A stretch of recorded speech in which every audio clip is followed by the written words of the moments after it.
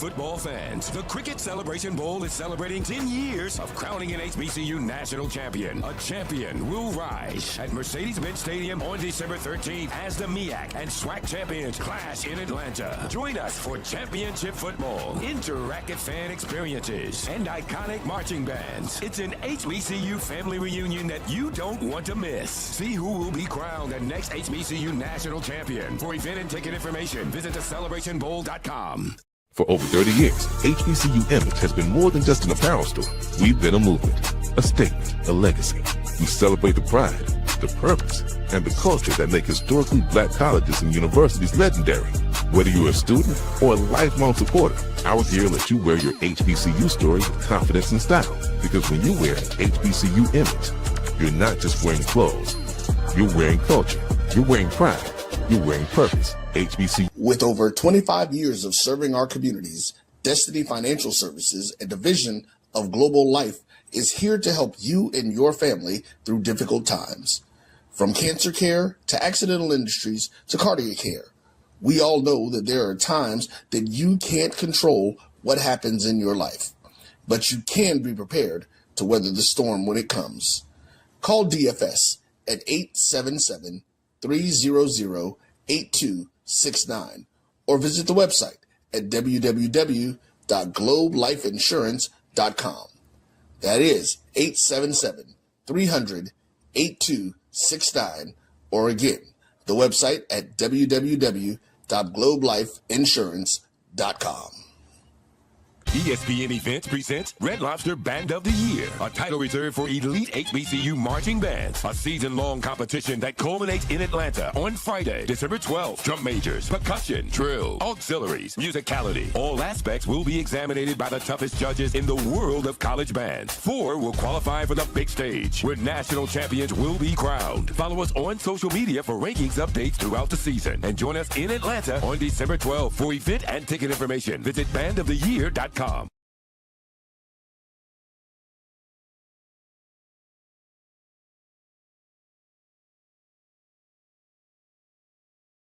This is Brian Fulford. AD Drew and I are co-hosts of the BCSN Sports Wrap. We talk about all things related to HBCU athletics. From the games, teams, coaches, and fan interest stories, we cover it all. You can find our shows on Facebook at BCSN Sports Wrap, YouTube at MyJBN Online, and everywhere you listen to podcasts like Anchor, Spotify, Google, and Apple Podcasts. You can also find the show on the Jericho Broadcast Network's app. Make sure to download. We look forward to you joining the conversation and being a part of the show. The Cuvée Group is a Florida-based marketing and training consulting firm. We help businesses communicate to their target audience and engage them in conversation.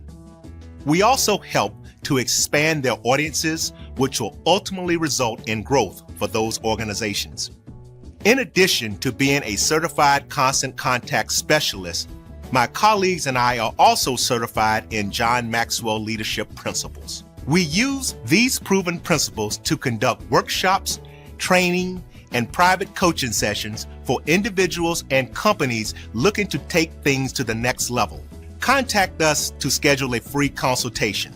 Issues today, don't delay, call Cuvée. For over 30 years, HBCU Image has been more than just an apparel store. We've been a movement, a statement, a legacy. We celebrate the pride, the purpose, and the culture that make historically black colleges and universities legendary. HBCU Image, a Kenny T's company. College football fans, a champion will rise in Atlanta on December 13th. MEAC champion, SWAC champion, the 10th Cricket Celebration Bowl, crowning an HBCU national champion. For event and ticket information, visit thecelebrationbowl.com. ESPN Events presents Red Lobster Band of the Year. Returning to Atlanta on December 12th, 4 bands will qualify for the big stage, where 2 national champions will be crowned. Follow us for rankings updates throughout the season, and join us on December 12th. For event and ticket information, visit bandoftheyear.com. When it comes to professional learning, teachers deserve better. From the leader in online learning, Stride brings you the Stride Professional Development Center, an on-demand library of mobile-friendly courses that gives teachers choice and flexibility, allowing them to learn anytime and anywhere. Our dynamic courses provide bite-sized learning and help educators advance their knowledge while also gaining professional development hours. It's time you take charge of your learning. Visit us today to get started.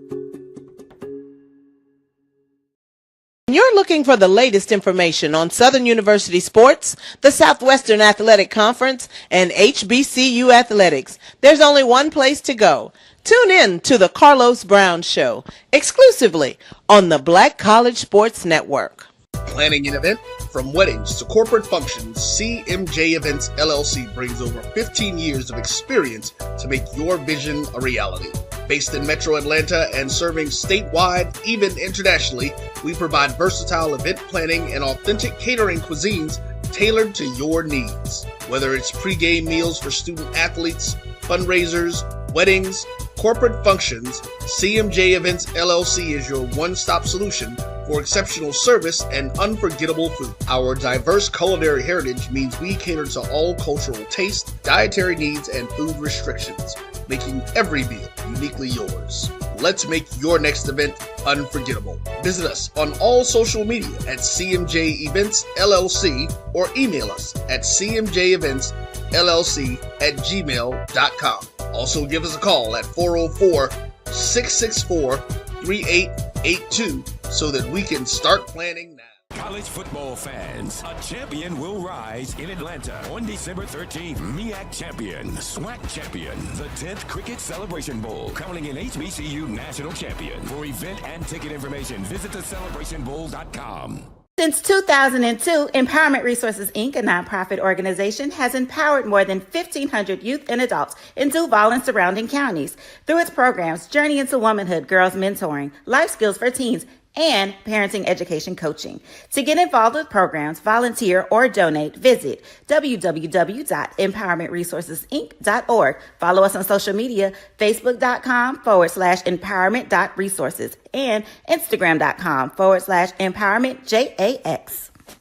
For over 30 years, HBCU Image has been more than just an apparel store. We've been a movement, a statement, a legacy. We celebrate the pride, the purpose, and the culture that make historically black colleges and universities legendary. HBCU Image, a Kenny T's company. ESPN Events presents Red Lobster Band of the Year. Returning to Atlanta on December 12th, 4 bands will qualify for the big stage, where 2 national champions will be crowned. Follow us for rankings updates throughout the season, and join us on December 12th. For event and ticket information, visit bandoftheyear.com.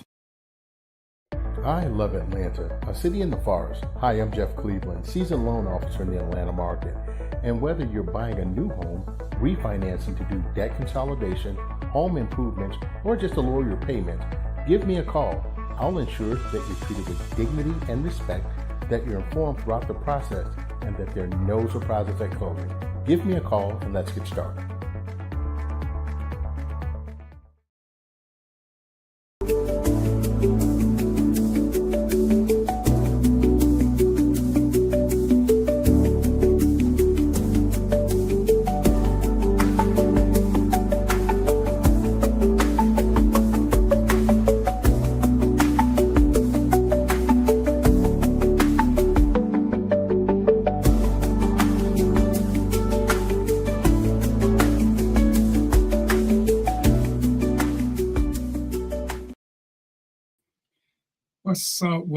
What's up, fam? Today is the 14th of January, 2026. It's a whole new year, y'all. It's a whole new year.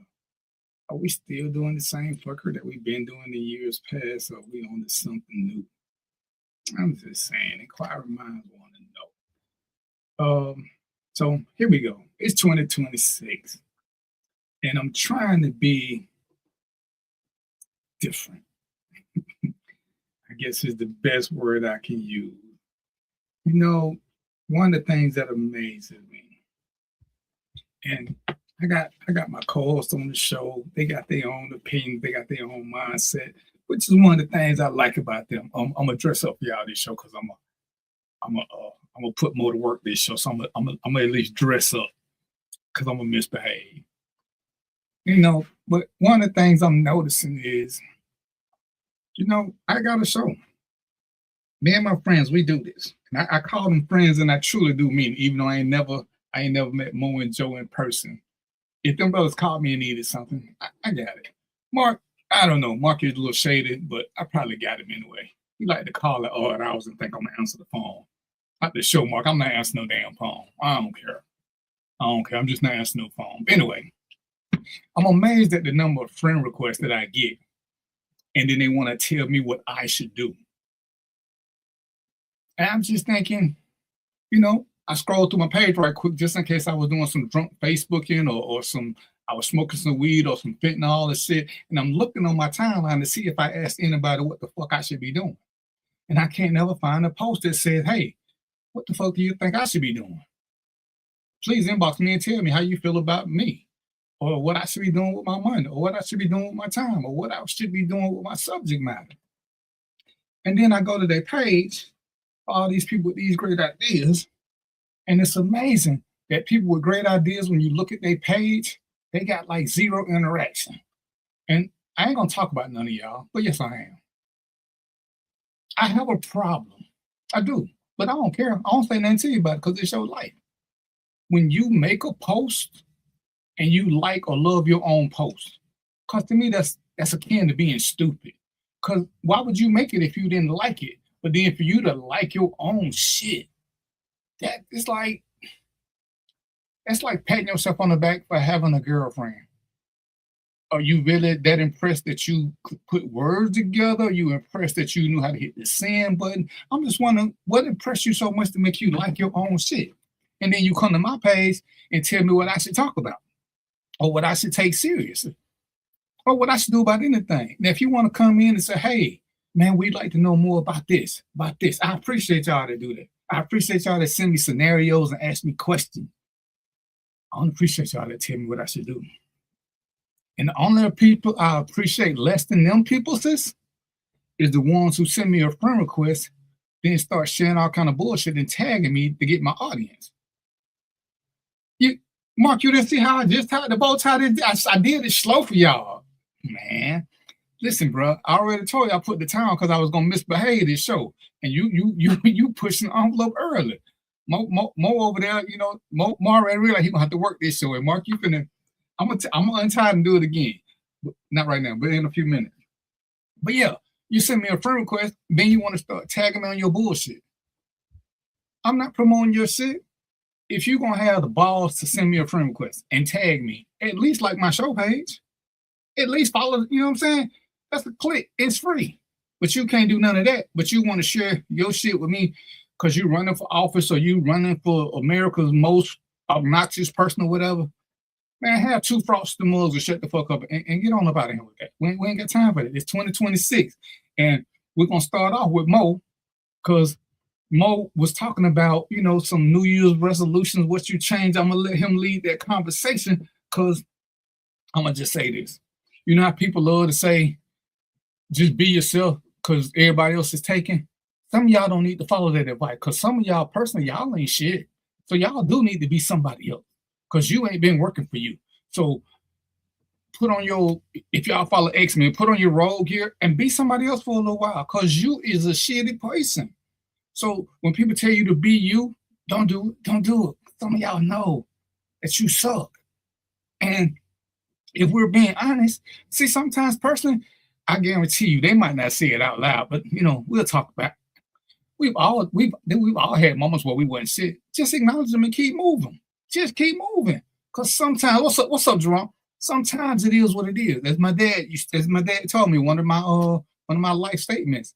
Sometimes it ain't about what's right or wrong. It's about what make you feel good. Sometimes being ain't shit make you feel better. I'm just saying. That's all I'm saying. Sometimes you just got to do what's going to put a smile on your face. And then put yourself in time out. You'll be all right. All right, so let me I'm going to bring Mark on first because Mo going to start the show and Mark still got this clock that ain't working. I don't know why it ain't working, but but I want y'all, we're going to start a collection. We'll get some batteries for that. We're going to get some batteries for that clock. It probably ain't got no batteries in it. It should say 5 o'clock so he can drink whenever he sit down. That's all. What's up, bro? What up, my brother? How you doing today, man? Hey, man, I put on my tie, so I'm going to misbehave. I'm just letting y'all know up front. Well, I'm going to cut up today. Start your shit if you want to. I'm going to nut up on this show. You finna cut up the day, Mark? Yes, As opposed to what? I ain't cut up earlier today. Okay, but whenever the camera on, Mark, you're consistent. You know what I'm saying? You are consistent. That's how they say. They say it.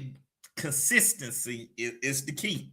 So as long as I stay consistent, they can't say he switched up on us. He put his glass on so he can be smart while he doing what he do. But let me go on and get more on him so we can get into this New Year stuff. We didn't get a chance to get to it last week. What's up, brothers? What's up, brother? What's up? Hey, man, DVP, man, I gotta jump right on you, man. Let you know, man, that tie is not working, man. The powers expired in 2025, so they're not gonna keep you good. You've been acting up already this show, man. So just let it be what it's gonna be, man. Let it be what it's gonna be, man. You know, let's roll with it. Every time you think you got a good angel on the team, his fucking warranty expires. Man, you know, I'll be trying. See, I'll be trying. They won't let me be good. They won't let me. No, man, you got the fire and ice behind you, man. You can't, you ain't even decided which damn side you want to be on. What you think we gonna do? Democrats. Y'all just keep looking at it the wrong way. It's Republicans and Democrats. That's what it is. I don't see no elephant and no jackass. You see red, you see blue. Oh shit! I ain't thought nothing about that. That's orange and white. That's because y'all heathens.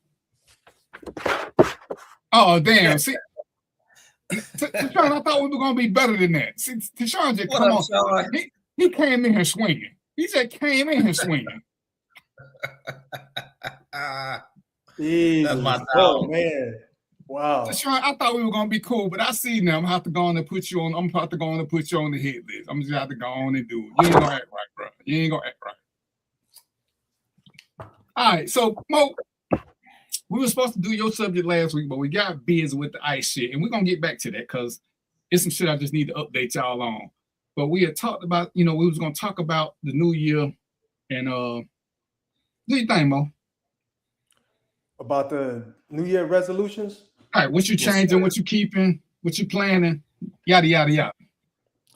So, what did we do? We doing that around the horn? Did I ask everybody around the horn? Hey man, this your segment. You can do whatever you want to do. Okay. All right. So check it out then. We let's see.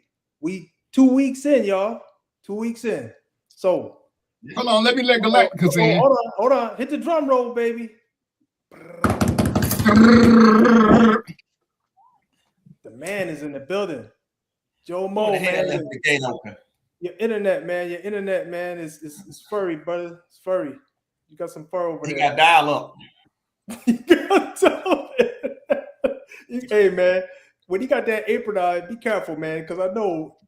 Listen, just be careful, Mark. You've been down there. You know what's up. I know what it is.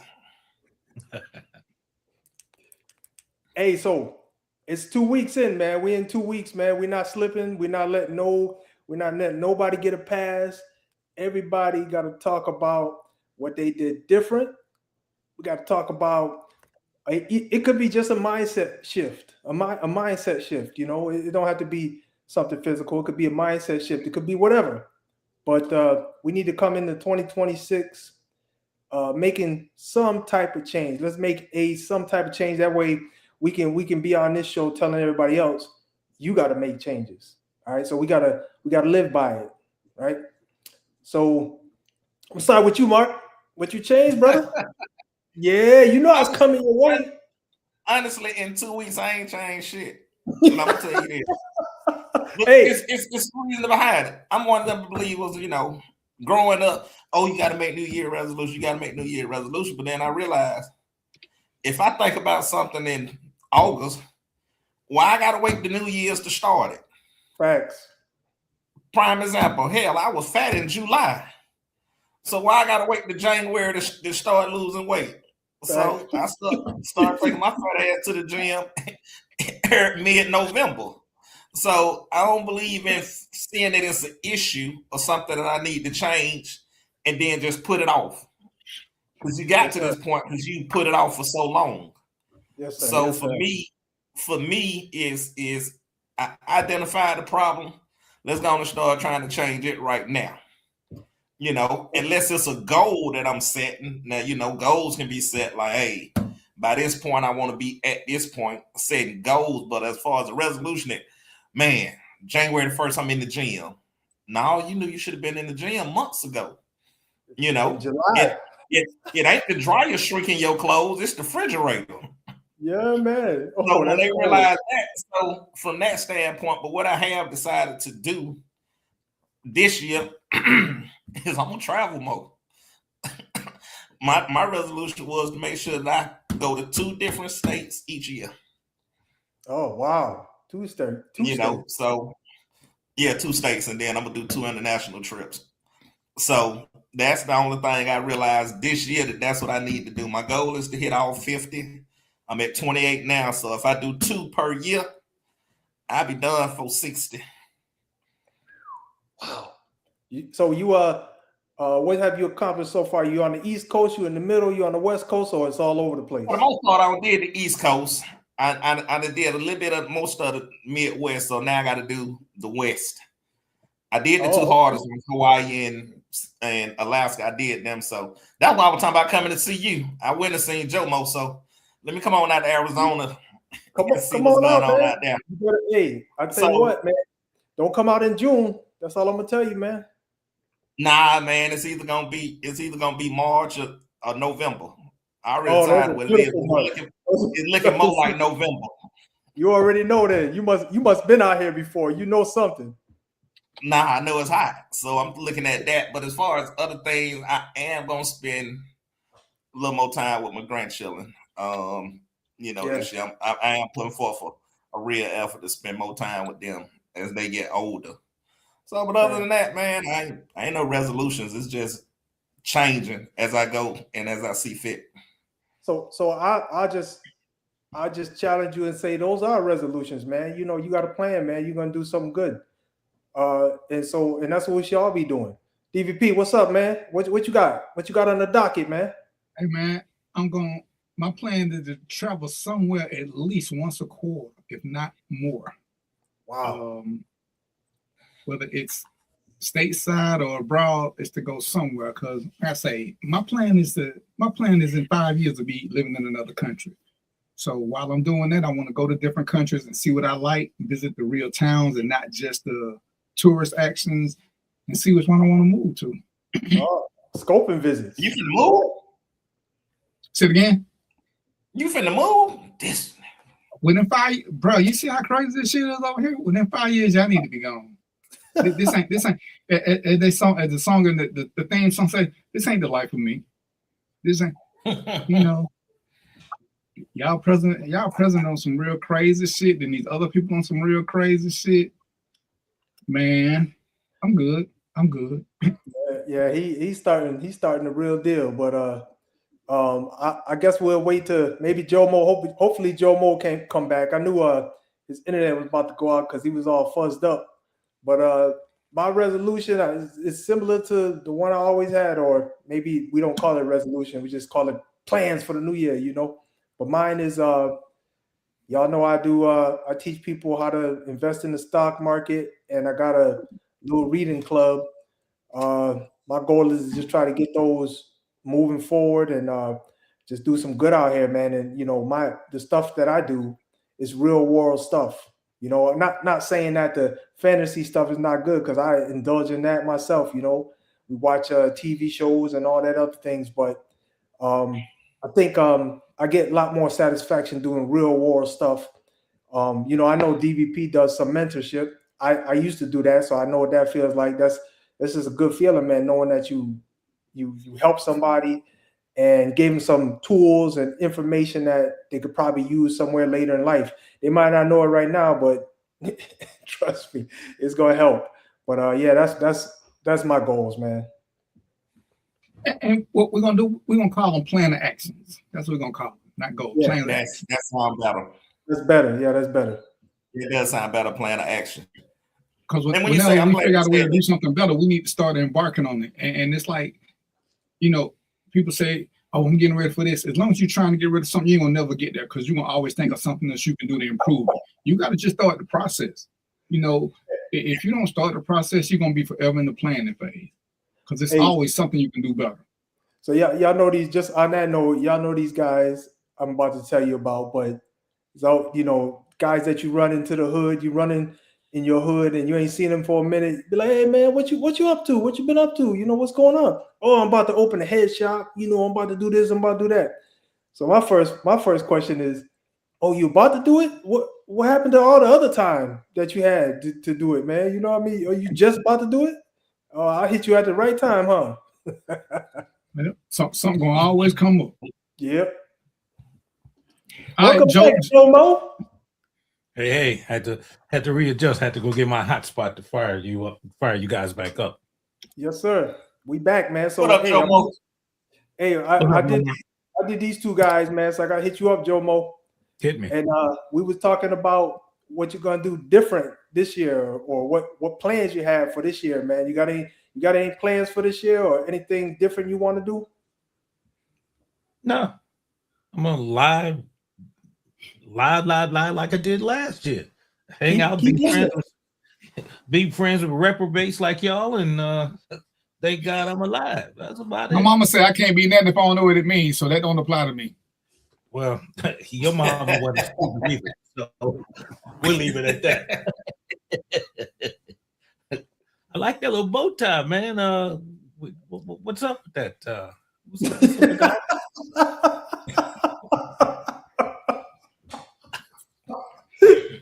I'm trying to be more professional this year. I'm trying to look the part. Okay. And it's a sign of the fact that I know I'm gonna misbehave, so I'm trying to be professionally misbehaving as opposed to looking like a degenerate misbehaving. Hey, every time I see DVP like that, though, I think you coming from a job or you going to a job, man. Every time I see you like that. He going to a job interview. He had a job interview. I got my other shirt I was gonna put on. Then something happened, and I realized I was gonna end up misbehaving, so I ran upstairs and got this one. Oh, okay, all right. Oh, is that the excuse you're going with? Okay.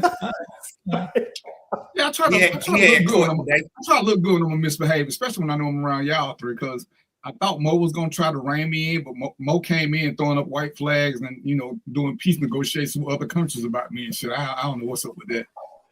Hey, I got that Trump blood in me. How you come out in court today, DVP? And who? How you come out in court today? What I'm going to court for? Shit, I don't even give up my real name, play. Oh, no. You dressed like you had a court case. No. You had a jaywalking case. Yeah. Hey, when I do have my court case and I get it done with, I'm having a free at last party because I do have one coming up. I'm gonna hold on to that till after it happens. Wow. Hey man, DVP, did you get that little article I sent you that? Yeah, I put it in chat. I don't know if they can get it all in the chat. Well, I mean, I just put the link in chat. Okay. I'll take a look at it. You all might want to. Well, you might want to look at it now because it's something that it should be close to what we're going to talk about. Okay. Serious note. So with that being said, and this is an article about ICE, Joe, go give us a quick recap. Well, here's the thing. The incident in Minneapolis with the shooting, anyone that believes that's justified, I'd love to have a few minutes with you. It was not a justified shooting. The problem that you have at this point is that it's like the Pandora's box. The horse is out and you can't put him back in. And here's why you need to read that article. Let me go back. All the laws most of the laws in this country, well, 80-95% of them are based on past instances or what's called past practice, best practice, whatever else. So in the case of the shooting of this young lady, they said a few things that were wrong. That the shooting was justified, that all she had to do was obey his order, that he could basically stand in front of the car. Well, all that's been contradicted. There's 2 different films that show 6 different angles of the shooting at the time. And here's what you have to remember about ICE. ICE is not trained in urban policing. They are trained in a different type of setting. They are not trained to do what we as urban policemen would do. Now, if you look at the article, it's actually written in 2014, and it said then that ICE that the Immigration and Customs Enforcement officers were known to step in front of cars, which, from a common sense point of view, that's just dumb.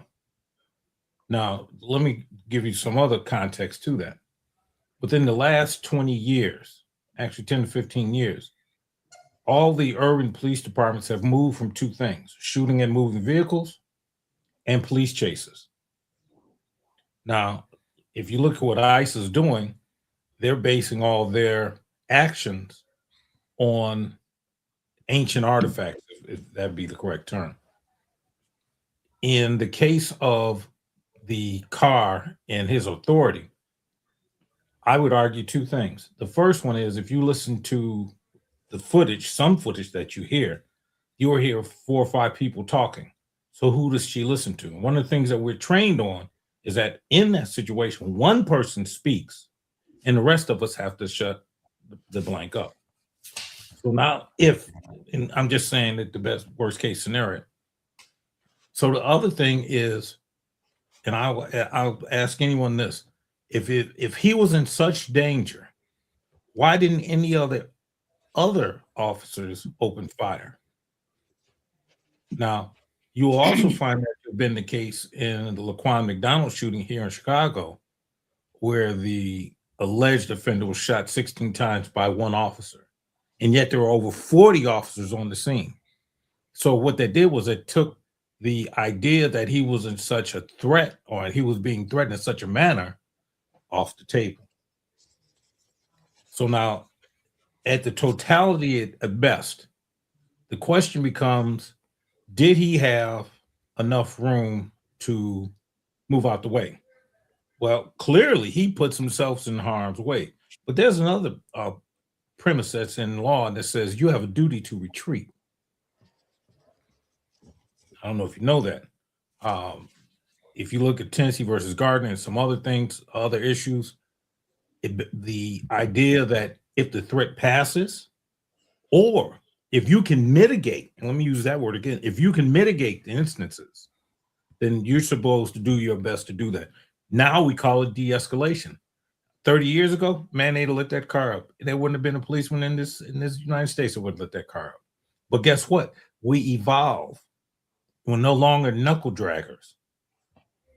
So to say that this was a good shooting, I would tell every person to be careful, because if that's the case, if that is indeed the case, any rogue officer could stand out and jump in front of a car and say, "Oh, they're trying to kill me." And let me just, because I was looking at some stuff, and excuse me, Mark, I want y'all to make sure y'all ask questions. And here's what the law basically says: I can't put myself in danger and then shoot you because I put myself in danger, which is exactly what the ICE agent did. Because I don't know of an agency that teaches anybody to step in front of a car. No matter what you watch, the only time you'll ever see officers in front of a car is when the car hits a ditch and it's immobilized. Because you never stand in front of a car. Never, ever, ever. It's the main reason I hate directing traffic, because you're standing in front of cars. It's kind of fucking stupid to me. But you can't stand in front of the car. The other thing he said was about the guy who did the shooting was actually the 4th or 5th officer to show up. Let's just say, for whatever reason, I'm being devil's advocate, he thought his compatriots were in trouble. Well, nothing he did said that he saw that. But when we go to the initial stop before he even got there, and this is why I want to talk about, she was obstructing, yada yada yada. Well, if you watch the video, cars are actually going around her, so she wasn't stopping the flow or nothing. She was making it a little bit difficult, but she wasn't stopping shit. But she had been following them for X amount of time. I say, I don't know what the feds say. And Joe, you in Chicago, what's the law against somebody following a police car? Yeah. Do you know of one? No. I know it ain't one in Georgia. If people follow us, they just follow us. All we can do is get mad, or if you're smart, you call somebody to block them so you can go on your way. But there's nothing you can do about somebody who's following you. It actually means you driving too slow. So as I'm looking at all these little layers, the first guys who jumped out, they ran up to the car and they grabbed the car door. Now we're gonna play with the law. But in theory, that right there should have put her in fear of her life, because everything still says when the cops stop you, pull you, or whatever, they have to tell you what's going on, unless there's an emergency going on. Clearly, there was no emergency because nobody got out with guns. Nobody. They didn't even. They wasn't even in the. They wasn't even in the, I'm gonna grab my gun position. But Buddy ran out. The first thing he tried to do was snatch their door open. Now, if we want to talk about somebody who's in fear of something, and people can say what they want to about it, they can call a Karen, but how would you feel if somebody ran up to your door and tried to snatch your door open? What's your legal ground for snatching the door open? See, that's something that when all these people doing all these talking heads from the other side, what's the legal justification for snatching the door open? Because at the very least, that's a use of force. So, and every law says this, when you're using illegal force against me as a person, I get to match what you're doing. And that's why I tell cops, be careful about grabbing people. When you grab somebody and you don't have the right to grab them, they know you have a gun on you. So if they use deadly force, they're matching what they know you brought to the table. And all cops carry guns. So if they shoot you, you don't have to do anything other than they know you got a gun and you're already being aggressive. So here come this one guy grabbing at a car door. Because what law did she break? Okay, let's just say she was impeding the flow of traffic. I'm going to defer to my former police chief. The feds, as far as I know, the feds can't arrest you for traffic laws unless you're on federal property.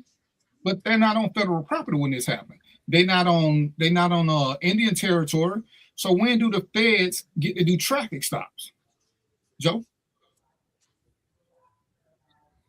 So and when people are trying to say, oh, why didn't she just do what they say? Listen, I was a cop for 22 years. Joe was a cop longer than that. Just because I show up in polyester with a badge and a pistol don't mean you got to do what I say. It never means that I have to have a lawful reason for everything I'm telling you. And people say, oh, yes, you do. I said, player, please. When the police knock on your door and they say police and they say open up, most of y'all don't open the door. You know why? You don't have to. They don't have the right to tell you to open that door. If they have a right to come in, they're going to tell you they got a warrant. And by law, they have to show it to you. And then you have to open up. If you don't open up after you've acknowledged that you've seen it, now they can bust the door in. Because there are rules. You can't just kick people's doors in because they won't open them. And you know, I was teaching a group of cops before this and about this same thing. And they're like, well, once I show up, we got the right to do this. The law said the police can have authority once they're on the scene. I said, under certain circumstances. It don't just give you carte blanche, because there's a whole thing called officer friendly, where you're just being, your presence is there. When you walk into a store to get something to eat, you can't just say, hey, give me free food. You can't tell people, hey, I'm a cop, get out the line. Hey, who are you? Let me see your ID. You on your lunch break. You just happen to be in uniform still. Every time a cop say something, don't mean it's a lawful order. And everybody, what was the lawful order? Because for a lawful order to exist, I truly do have to be in police mode. We're either doing some kind of investigative detention, which again, I have to let you know why I want to talk to you, why you don't have a reason to leave. Absent that, you always free to walk away. Because there's a phase of being a police officer that we call officer friendly. When they're just doing neighborhood patrol, they just walking around playing basketball, talking trash to the neighbors, whatever. If somebody's sitting on the porch and they don't like cops and they want to go in the house, the cop say, hey, come back out here. If they choose to go in the house, the cop has no legal, Joe, you're a police chief. You asked me why I went in Miss Sarah's house, because she was sitting on the porch, and when I told her to come in, she went in the house. So I ran in there because she was acting suspicious. Joe gonna say, well, what law was she breaking? Because acting suspicious ain't in no criminal code book. And we can't keep sitting around being ignorant and understanding that cops get away with stuff when they can, because Joe pointed out, there have been several of these type incidences around. Most of the cops were smart enough not to shoot. You know, they might have threw a flashlight and busted a window. They might have did some crazy shit, but all of them were smart enough not to shoot because you can't win. We had a guy who got hit. A car clipped him while he was directing traffic. He threw a flashlight and busted out the back window. So of course the person stopped. He wanted to lock the person up for assault because they clipped him.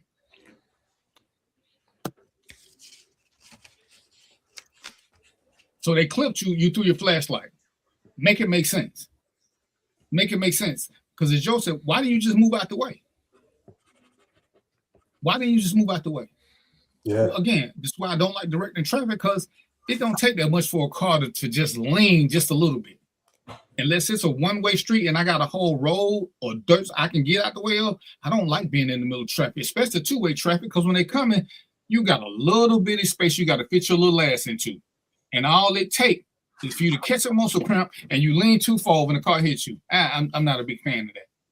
But we can't get around what a lawful order is and thinking just because police show up, and they hate when I say this because police want to have the power of God. When they show up, they can just tell you what they do. But there's sometimes there ain't shit we can tell you, no matter what we think we doing.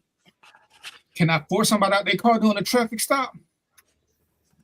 Wow. Is it my normal way of doing things? You run a stop sign, I want you to get out and I want to do all this, especially after I've been aggressive, because you got a right to be scared. And the law is clearly on your side, because what's the Constitution say? Innocent until proven guilty. I think it says something like that.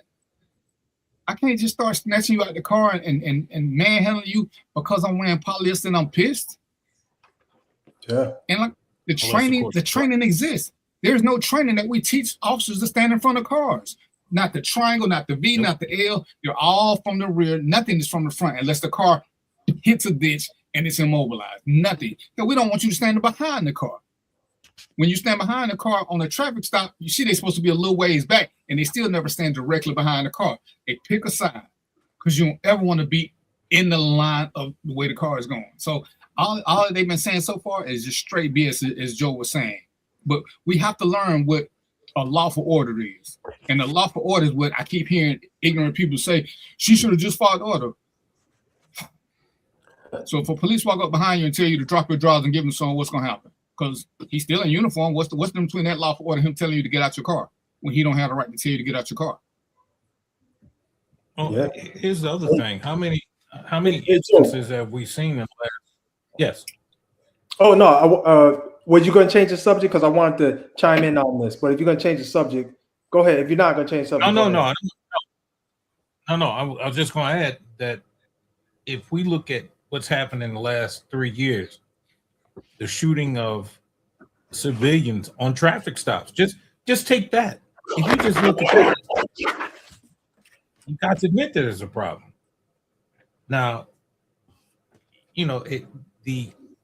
for me, again, I always look at I try to bring in history to some point because it does give it context.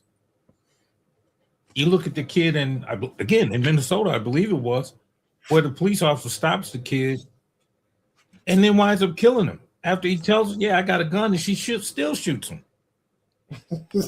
Jesus Christ. Yeah. I mean, it's the reality is that I would, and even though I don't want to admit it, the fact remains that we have to understand that policing in the modern society stemmed from slave catching. And those thought processes have not necessarily worked themselves out the system. Listen, think about this. In the year 2026, we have gone to the moon, we're going to the depths of the ocean, and yet we can't get rid of racism. We hate because of skin color, difference of opinion, primarily skin color. How dumb is that? And let me just throw this one last thing and I'll be quiet. If we look at this, again, we look at our stars and we look at the science books and they tell us there are so many galaxies and planets and contained in these different galaxies. Just statistically, What would make you think we're the only group here? And if we aren't, they got to be sitting around saying, I'm not going over there fucking with them. Hell, they can't even live together.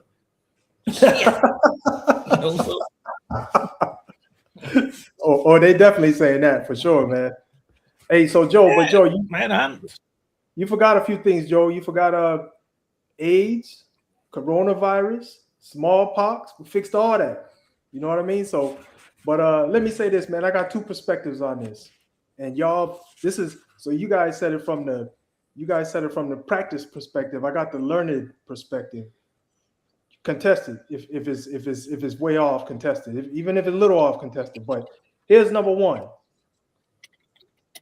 For me, stepping in front of a car, if a police officer shoots you and they have stepped in your path, they're stepping in front of your car, that's manufactured justification. They just put themselves in a position where they can possibly claim justification because you tried to hit them, right? Because because the same thing happened to Alton Sterling, and the same thing, and Joe mentioned Laquan McDonald. Those two brothers, it was a manufactured justification why both of those cats are dead today. You can read on it. You don't have to trust my word. Read on it. You'll see it. Then the second part that maybe people don't think about is, can you imagine if that lady was having a health event?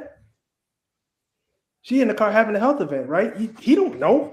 You know what I'm saying? The police don't know. How you kill and shoot somebody who's possibly having a mental health event? Now we know, just historically, we know people get killed all the time having health events because the officer mistaked that for some type of aggression, or he didn't listen to me. Well, he's goddamn deaf. How you gonna listen to you? Right. Right. You know what I'm saying? So it's a lot of things about this that just don't fit. I say this is one thing I came up with after I wrote my book on policing in America. I came up with this one term. You guys might have an official term. I just came up with my civilian term, and I call it fitness for policing. You got to be fit. You got to have, and that word fitness encompasses a lot. It's not just, can you run a block? It's mental. It's how you make decisions. It's all kind of things in terms of what I call fitness. And if you do something like this police did, man, this cat, he need to be benched. It's over for him. I'm gonna leave it right there. Hold on. Don't call him a police officer. Me and DVP were police officers. This guy does not earn that title. My bad. You know. This federal guy. and let me say this. Because you said something more, and I'm gonna keep going back to it. An officer cannot place themselves in harm's way and then claim that you harm them. Right. It's kind of like when I tell officers, if you're going to use the "you're scared" theory, you better be doing "you're scared" shit. I can't pull 4 people out the car and then say I'm scared that they're out the car because they were in the car. I didn't have to get them out. If you're going to claim officer safety for the reason that you did something, everything you do had better be officer safety related. And that's why we got to get away with, we got to get out this mindset of making excuses for them. Because again, the second standard is, what's the norm? What does this officer normally do? Now they brought up the fact that this officer had been he had been pulled by a car before. And my thought was, okay, who gives a fuck? If you got pulled by a car before, common sense would say you would keep your dumb ass out from in front of cars. That, to me, that's what it would say. Because most people who, if you get punched in the face, you know what you stop doing? You stop standing in front of people because you don't want to get punched no more. You stand to the side from that point on because that's a lesson learned. And if he still got wounds from that, if he ain't recovered, then that's negligent entrustment, negligent retention, negligence, a bunch of other shit. It's all simple. But again, this is the standard I want us to realize, especially as minorities, as people of color. When the police stop you, they have to give you a reason for the stop. They can't just start asking you questions. See, if you fit the description of somebody who robbed the store and I want to identify you, when I walk up on you, I got to say, hey, Mo, I'm Officer Bell, Fulton County Sheriff's Department. We just had a burglary down the street. You fit the description of that person. What I'm going to do is I'm going to handcuff you and I'm going to take you back to the store to see if they can identify you. I got to let you know all this. I can't just run up on you and tell you, hey, turn your ass around, put your hands up and get in the back of the car. That's not the law. The law says you're still innocent till proven guilty. I don't care how many descriptions the only way I can ever get around that is if somebody said you had a gun and been shooting. Having a gun by itself won't do it. If you ain't shot at somebody, I still can't put you in that. And as Joe said earlier, shooting at a vehicle is pretty much banned everywhere. To shoot at a vehicle, you're going to need to be on a one-way street and they already going down a dead end. And they better have killed some people, not tried to, not raped, they better have killed some people. But the standard, because you can't control the vehicle once you shoot the driver. So for him to shoot where he shot and the car kept going on, that means you putting everybody else in harm's way. That's the officer's fault. Because Joe will tell you this, I'm responsible for every bullet I shoot. I'm responsible for all its consequences and repercussions, which is why agencies they cut out shooting at vehicles. Hell, they don't want you shooting at a fleeing felon because most of us ain't good shots. But to shoot at a vehicle, you can't stop the vehicle once it's in motion. And the only time I can even see that being a legitimate issue is if somebody's trying to run the vehicle into a crowd of people. Then maybe they might let you get away with it. Maybe. Even then, it's like them people got a chance to jump out the way. But that might be the only time you can shoot at a moving vehicle if you know it's going around a crowd of people. Other than that, so we sitting here trying to combat what the Republicans are saying, but everything they're saying is bullshit. Joe can co-sign this, and I ain't never been a police chief, but there's a statement after every shooting that no matter what you look at, they all say the same thing. It's under investigation. The officer's on the administrative leave, pending investigation. They don't say nothing about the criminal. They don't say nothing about the officer. They don't say shit about nothing. That's pretty much the standardized statement. It could be a serial killer that he shot. They're gonna still say the same thing. That's what you say for any police involved shooting. Whether it's a death or not, you give out the same blanket statement. Is there another statement I missed out on, Joe? No, but there's a couple of things we need to add to it. Yeah. But there's a couple of things we need to add in the shooting incident. In Tennessee versus Gardner, again, the idea of shooting at a fleeing felon. The other thing that came from the other theory of practice that came from that is this. Once the threat passes you, you have to let it go. And here's the example. Let's say you got a guy that's, for all intents and purposes, he's throwing knives at you. And he runs out of knives. Can you still shoot him? Well, let me make it easy. I know, Mark, you would shoot him. But you can't because the threat is gone. He's no longer, that threat level is, that level of threat and intent is gone. And the courts look at it like that. But if you read that article, that's why I sent that article to you, because it addresses just that. In 2014, ICE was basically reprimanded for teaching that practice. So if that's the case, then they're going how they're killing people intentionally. And as you said, to your point, DVP, that ain't the first time this guy has jumped in front of a car. All right. So, and this is where we get so caught up in this and this and this. And it's like at that point, which is why I take my job serious. What does training say? Because the law says if I'm the trainer and I don't mark down some of these things, you can sue me for my training practices. When I made a big stink about an officer we had involved in the shooting. Because y'all know most cops live for part-time jobs. Well, when you're an officer involved shooting, the first thing you have to give up is your part-time jobs. And you get a few days, weeks, whatever, because you got to go see a therapist, yada, yada, yada, before you become fit for duty. Well, we were going to let this guy back because they figured he was ready for duty. And I said, has anybody spoken to his wife? He was like, why would we talk to her? I was like, who the fuck do you think knows his mental, who knows better what his mental conditioning is? Somebody he's seeing once a week for a couple hours, somebody he's living with. And when I talked to her, she was like, we need the money, but he's not ready to come back to work. It's what she told me. He was like, yeah, he good. You know, he been off. He good. He did this. He did this. He been through all the stuff. Came back 3 weeks later. He was in another shooting because he panicked because he wasn't ready to come back. And she said, I can't say he wasn't fit to do the job.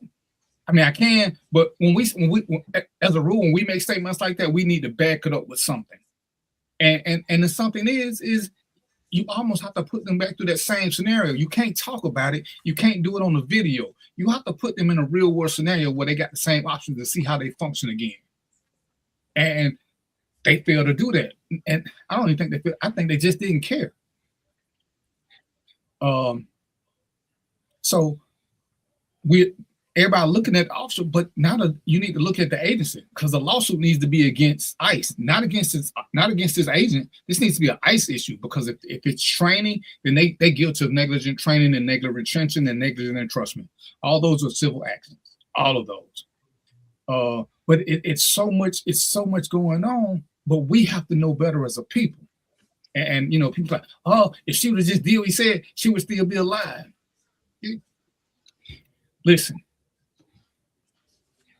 not doing what officers say is not an excuse for killing people. Joe can tell you this again, because we work in two different areas, but plenty of people don't do what the fuck we tell them to do. And guess what happened to them? They don't get shot. They don't get shot. Some of y'all have not listened to police and you didn't get shot. That's not when we talking about the use of force, and understand this, he didn't draw his weapon when she came forward. He had his gun out already. Why is the gun out?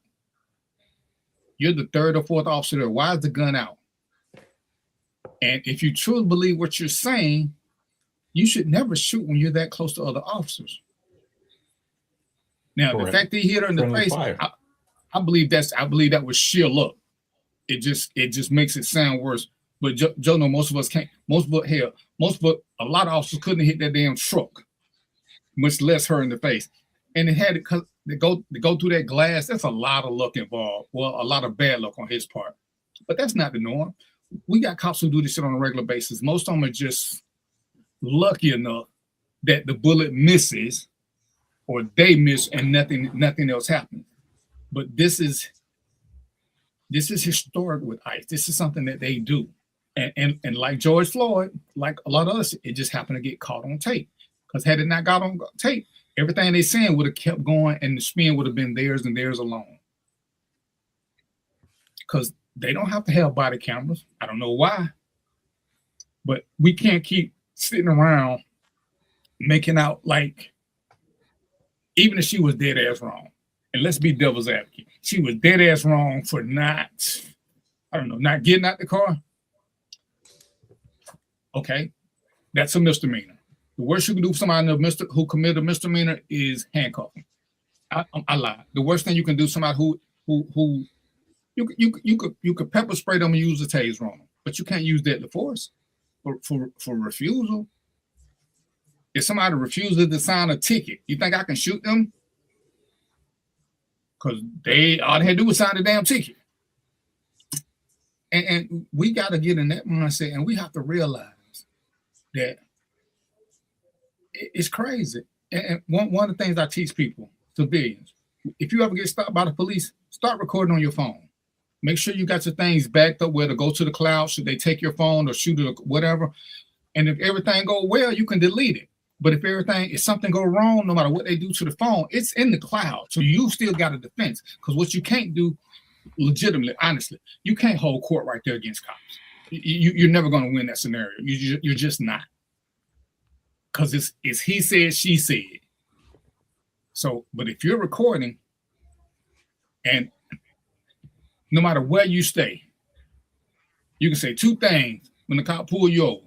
If you're in a state that where you gotta let people know, you just say, hey, I'm recording this whole thing. In Georgia and a lot of other states, you don't have to say nothing. As long as you're part of the recording, you can record anything you want to.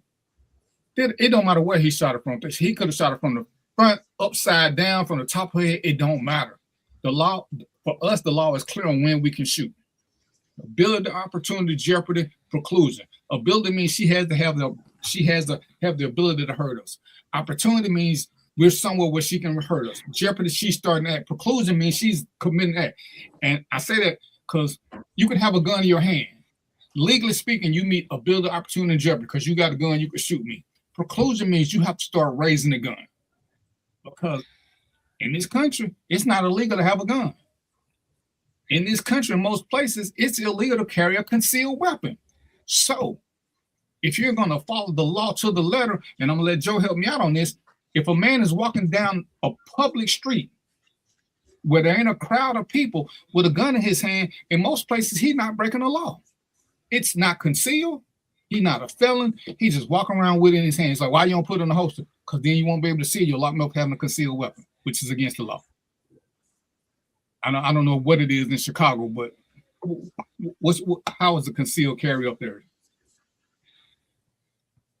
You got to take the training. It's 16-hour law course, and then you have to shoot. But let me go back to a point you're making. At best, in the incident in Minneapolis, it was a traffic stop, a misdemeanor traffic stop at best. So she gets killed over a traffic violation? No. And anyone that justifies it needs to be careful because this could happen to you or your kid.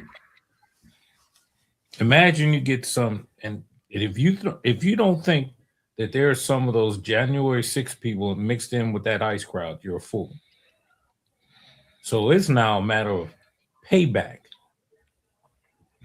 And guess who they paying back? Now, is it open season? I won't go as far as to say that, but it sure as hell looks like it.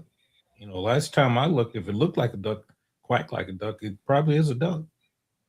But it is. So if you and G-Boom, the difference is in who's enforcing the law. The police and the military are two different entities. The police have to take prisoners. They have to take prisoners. The military doesn't. When the military come in and it's martial law, that's a whole different ball game, which is why nobody wants the military coming to their city. The military can shut everything down. And guess who can question them? Nobody. Nobody. And let's run with that just for a second. And just so everybody knows, if martial law is ever declared, and let's be very clear on this, all civilian government ceases. All. Fire, police, courts, prosecutors, it all falls under United States Code of Military Justice. So now remember the military is not trained in urban tactics as policemen are. So their rules of engagement are different. There is no search and seizure. There is no warrant. They don't need warrants. So be careful what you ask for, because you can mess around and get it. And also remember this: once you lose something, it's hard to get it back. And we see this happening. So let me ask a question. Hold on, right quick, DVP, and hold on one second. Let me finish. Then you ask. But not necessarily what's going on in Iran. Look at what's going on in Venezuela. Where else can you kill drug dealers without anything? They're not even close to America. And that's the lie that they're telling us. And we're sitting around. And it's like, that's crazy. You can just arbitrarily kill a drug dealer, a suspected drug dealer. They ain't recovered no cocaine. Look, hold it. I'm glad you said one thing before you say this, Mark, but think about this. Prior to them knocking off the guy in Venezuela, Trump pardoned the president of the Honduras who had been convicted. Remember, this guy's just been indicted, which means they're just coming up with charges. This guy was indicted and imprisoned, found guilty of dumping 40 tons of cocaine. So let me get this right. So the guy you got convicted in your jail, you let him go, but you take you go snatch this other guy from a country that you just indicted. You don't see nothing wrong with that. But Mark, please go with the question. Wake up, Mark. Nah, I'm waiting on y'all. So my question is, My question is to you and DVP on the local level. How do we get change? I know we talk a lot about training, and DVP was a training officer or whatnot, but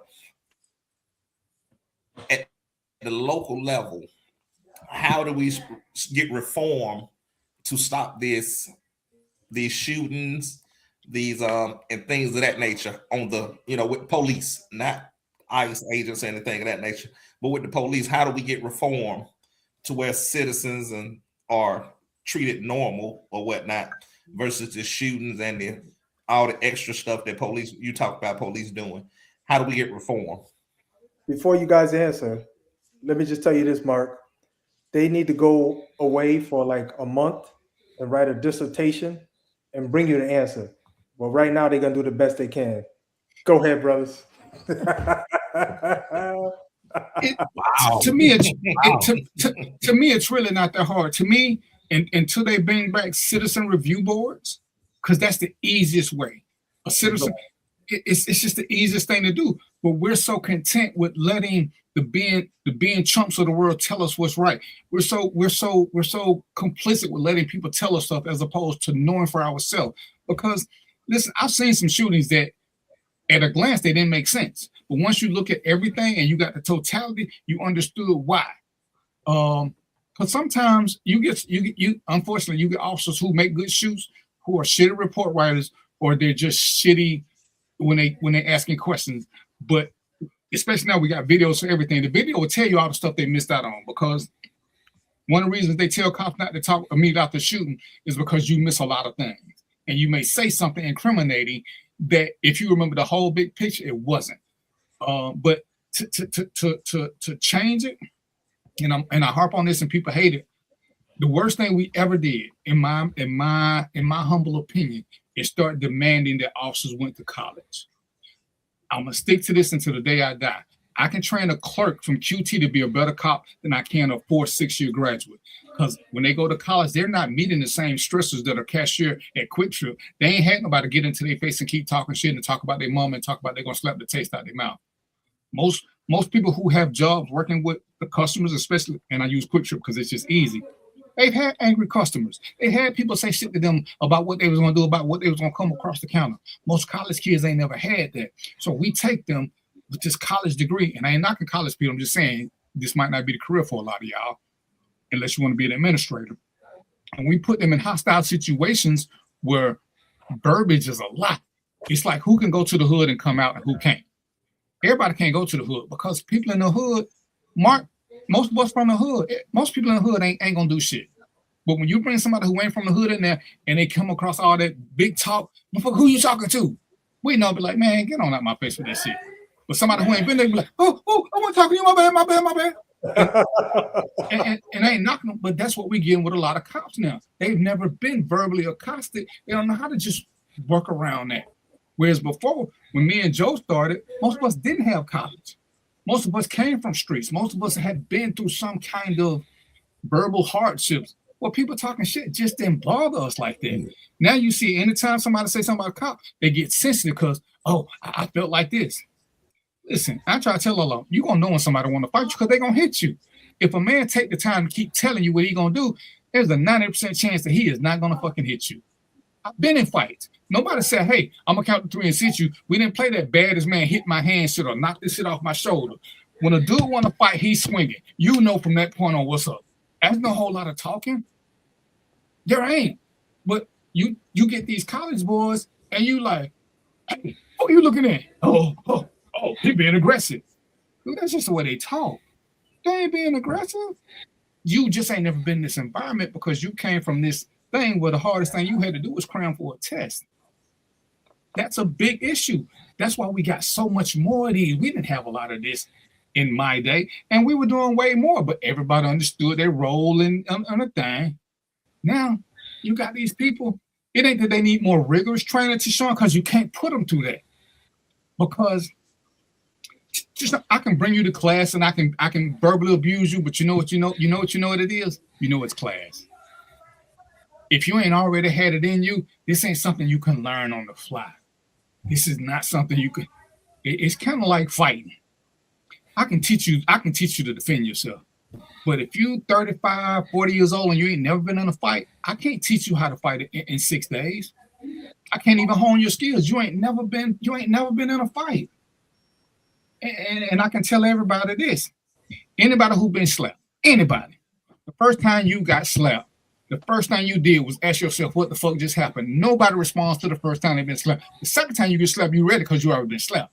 But that first slap is a fucking, it's like, you can't believe you got slapped. Ain't no defending yourself because you thinking, damn, you can't respond because you never had it. And again, some de-escalation comes from what we do growing up. Because what happens when me and Joe start talking shit? Mo gonna step right on in and say, man, y'all let that shit go. It's what we naturally know how to do. It's been ingrained in us for years and years in public schools and public housing. We've been getting this over and over and over and over and over again. In suburban America, they're not getting this.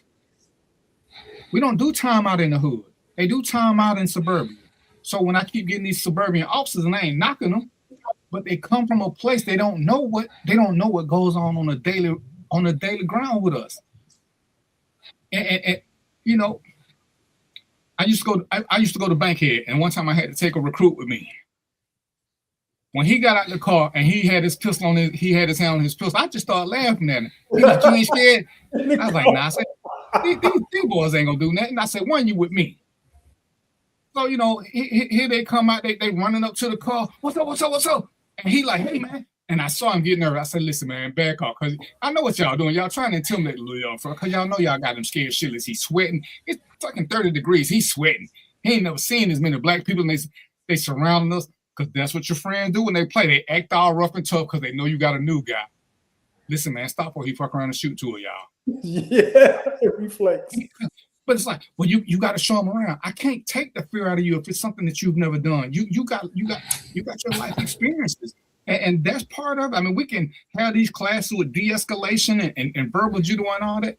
But if you've never done it for real, if you ain't had somebody in your face, nose to nose, screaming at you and yelling at you, and Mark, all them football games, how many times was people threatening to fight doing football games where they yelling and screaming and spitting back and forth, and nothing happened. Because we all know the same thing. If they're going to fight, somebody would have been swinging.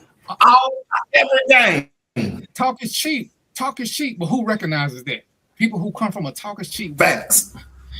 And you know, but we wanted a more educated officer so we could justify the pay.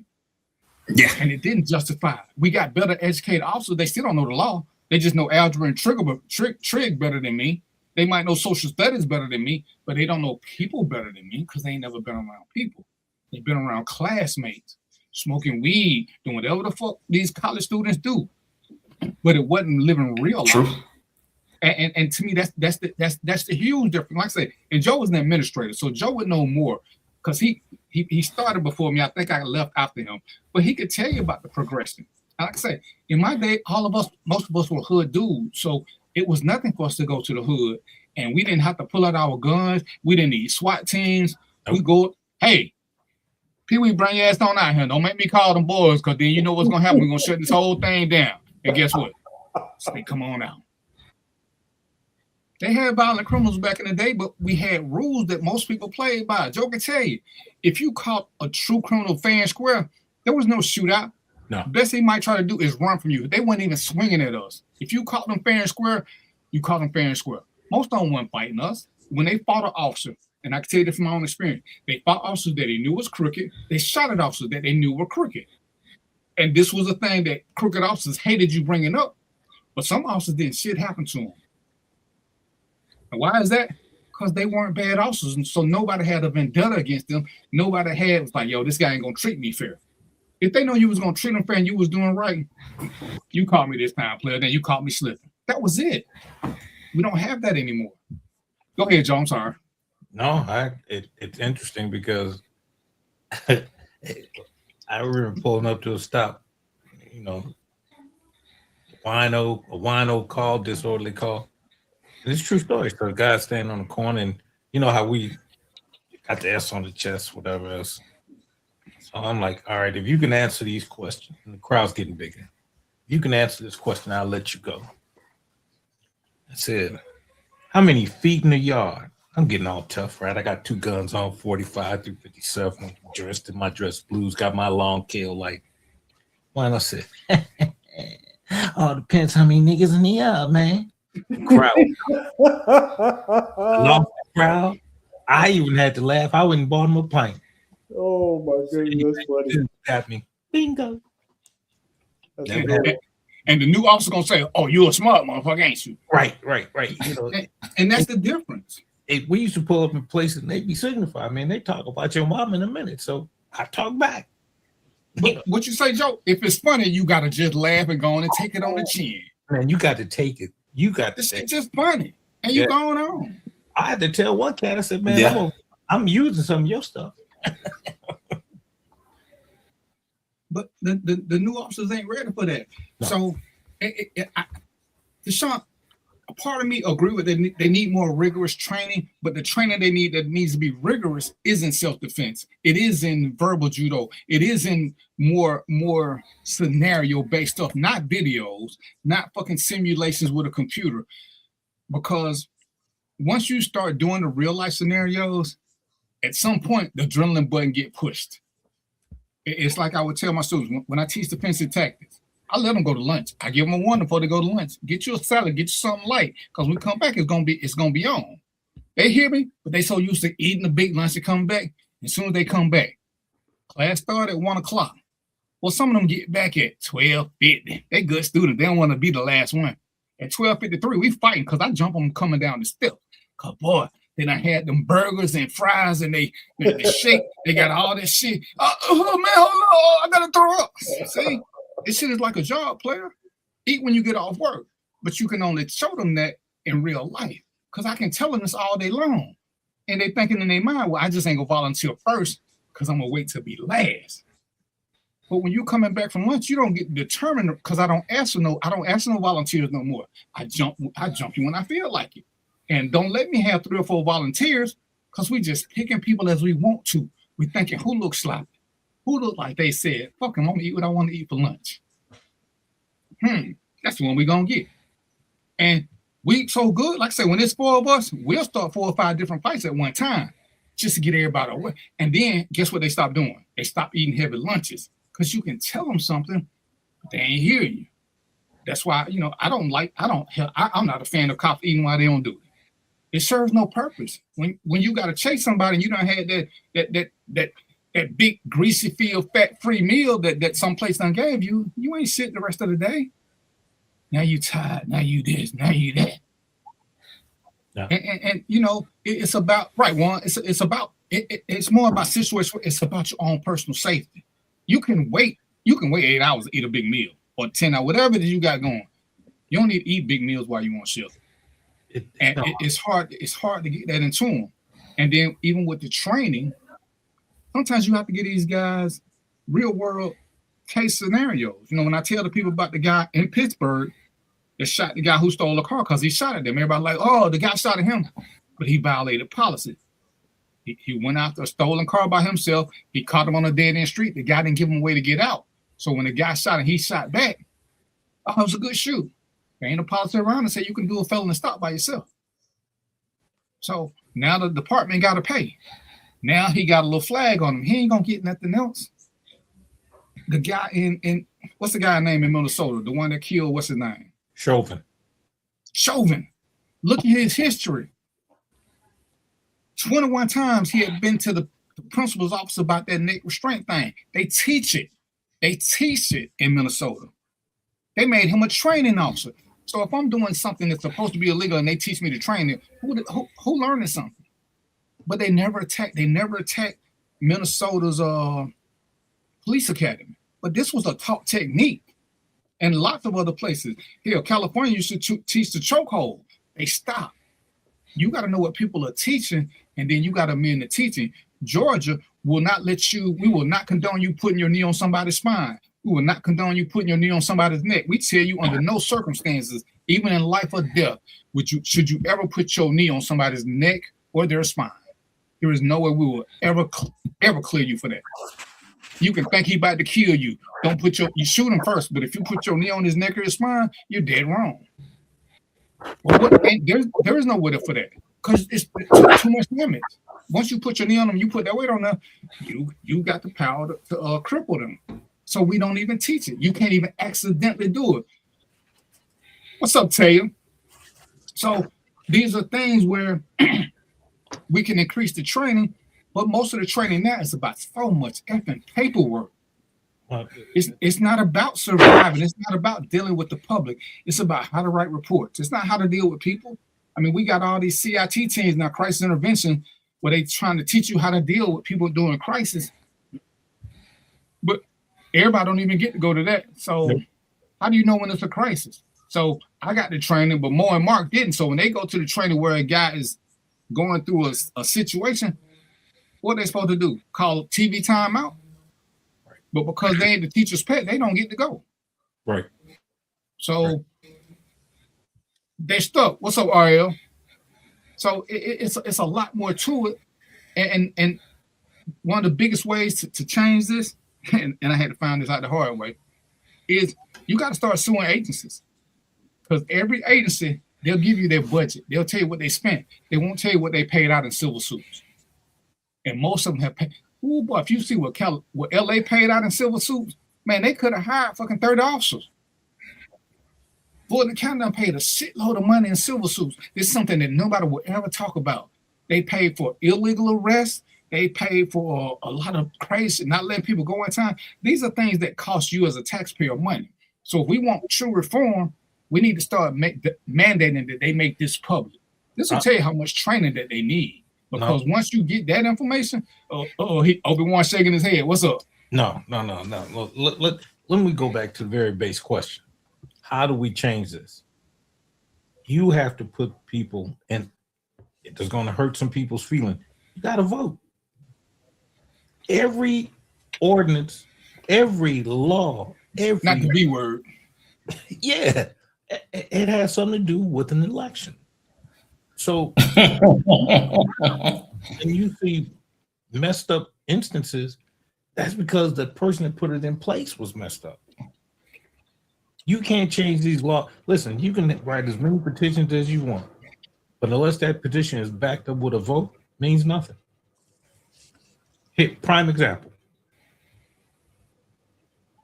In an election for judges, it's a popular election. So in the case, let's talk about the guy that got elected up in Wisconsin with the the idiot that shot 3 people. He got elected with less than 500,000 votes. Actually, I think it was less than 10,000. In a town that had a million votes or something like that. Oh. So when they tell you that the minority run things, it's true. So if you don't vote, you don't count. You can raise, you can march. Look, you can have balloon releases all day. Don't mean jack doo-doo. You got to get people in there. You got to vote people in there going to do what you want done. I'm gonna add this, and I don't want none of y'all to get bent out of shape. Quit praying for change. Vote. Prayer ain't changed. Ain't got. Remember now, Donald Trump said Jesus or God sent him. So quit doing this prayer thing. Let's action. Voting changes thing. When you have voters who want something, shit change. Yes, people who bitch don't get nothing changed. The power is in that little pokey thing. You got to poke. As Malcolm said, that's your ammo. And it's crazy. I seen like 10 posts today with people who didn't vote, but now they want to say something about what's going on. My mama told me, if you don't vote, shut the fuck up. Now, once you vote, even if your person don't lose, you get to say something because at least you tried to change something. But if you didn't vote, shut the fuck up. Don't nobody care. What are we going to do? Let me add this too. If it didn't matter, there would have never been a conspiracy at the ballot box. Just think about that. Why are we trying to prevent voting? Why are we trying to close the polls down early? Why are we trying to make it difficult for people to vote? No, they're trying to make it difficult for certain people to vote. That's who I'm speaking to. We speaking to our people. Yeah, that's the point. That's the point, Joe. That's the point. Listen, man. If it didn't matter, you would have the right. You wouldn't have this act that got to keep being. When is it up to be voted for again? In a year or two? I think so. The Voting Rights Act, ladies and gentlemen, we don't have a right to vote. It's not a constitutional right for us, as in brown people or minority. It's not a right. And I hate to change the subject right quick because I'm gonna do a subject jacket. To me, it's stupid that we keep talking about reparations. We keep talking about this. We keep talking about that. We don't ever talk about the right to vote. Because at any minute, Joe done said this more than twice now. Once you lose something, it's hard as hell to get it back. And we're gonna get so caught up in all this other bullshit, they're gonna slip it in the table in one of these omnibus bills that fuck them colors. They got enough shit that we got them so distracted. Ain't nobody asking for the right to vote. So we're gonna do a quiet vote and say no. And then the next thing you know, we ain't gonna get it. Next thing you know what happens when we don't get the vote? We're gonna be shipping all our asses out pretty soon. That's the get your hand out of my pocket theory. Well, when Joe Rogan turned on the president, that's saying a whole lot. It matters. It definitely matters. But it don't matter because we'd rather be ignorant and let somebody tell us stuff. Ladies and gentlemen, this is my challenge. Everybody who's watching the show, it's 4 of us on here. We do what we do. If you don't like something we say, Joe is the best at this. Find some proof and challenge us. We don't want you to just believe us because me and Joe got experience as cop, or Mo wrote a book, or Mark do what Mark do. Challenge us. Challenge us. Because we ain't gonna tell you to do your own research. We will give you places to go, and then you can still do your own research to make sure ours ain't tainted. The best thing I can tell you. These are my real world experiences. Mark learned a lot about Kwanzaa just because he went and did the research for himself. Mo always stick to the fact that when I start telling about sometimes as men we gotta let other people do stuff. When I said, "Hey, one of my wives was a better shot than me. If something happened, I'm letting her shoot. I'm the champ when it comes to fighting. But if one shot gotta be taken, I'm letting her take the shot. I ain't gotta be so macho that I'm doing it. We have to learn for ourselves. We have to start putting stuff in real world and seeing if it makes sense." So I have a question. Are there quotas in traffic stop, speeding tickets, and things of that nature? Yes. And let me qualify that. If you want a traffic unit, hell to the yeah. But understand this, and I always hate this. I'm gonna let Joe, because Joe was a police. I was with the sheriff's department. When there are quotas for that, I'm gonna tell you the easy way to get quotas, and we hate this because we always think the police doing this.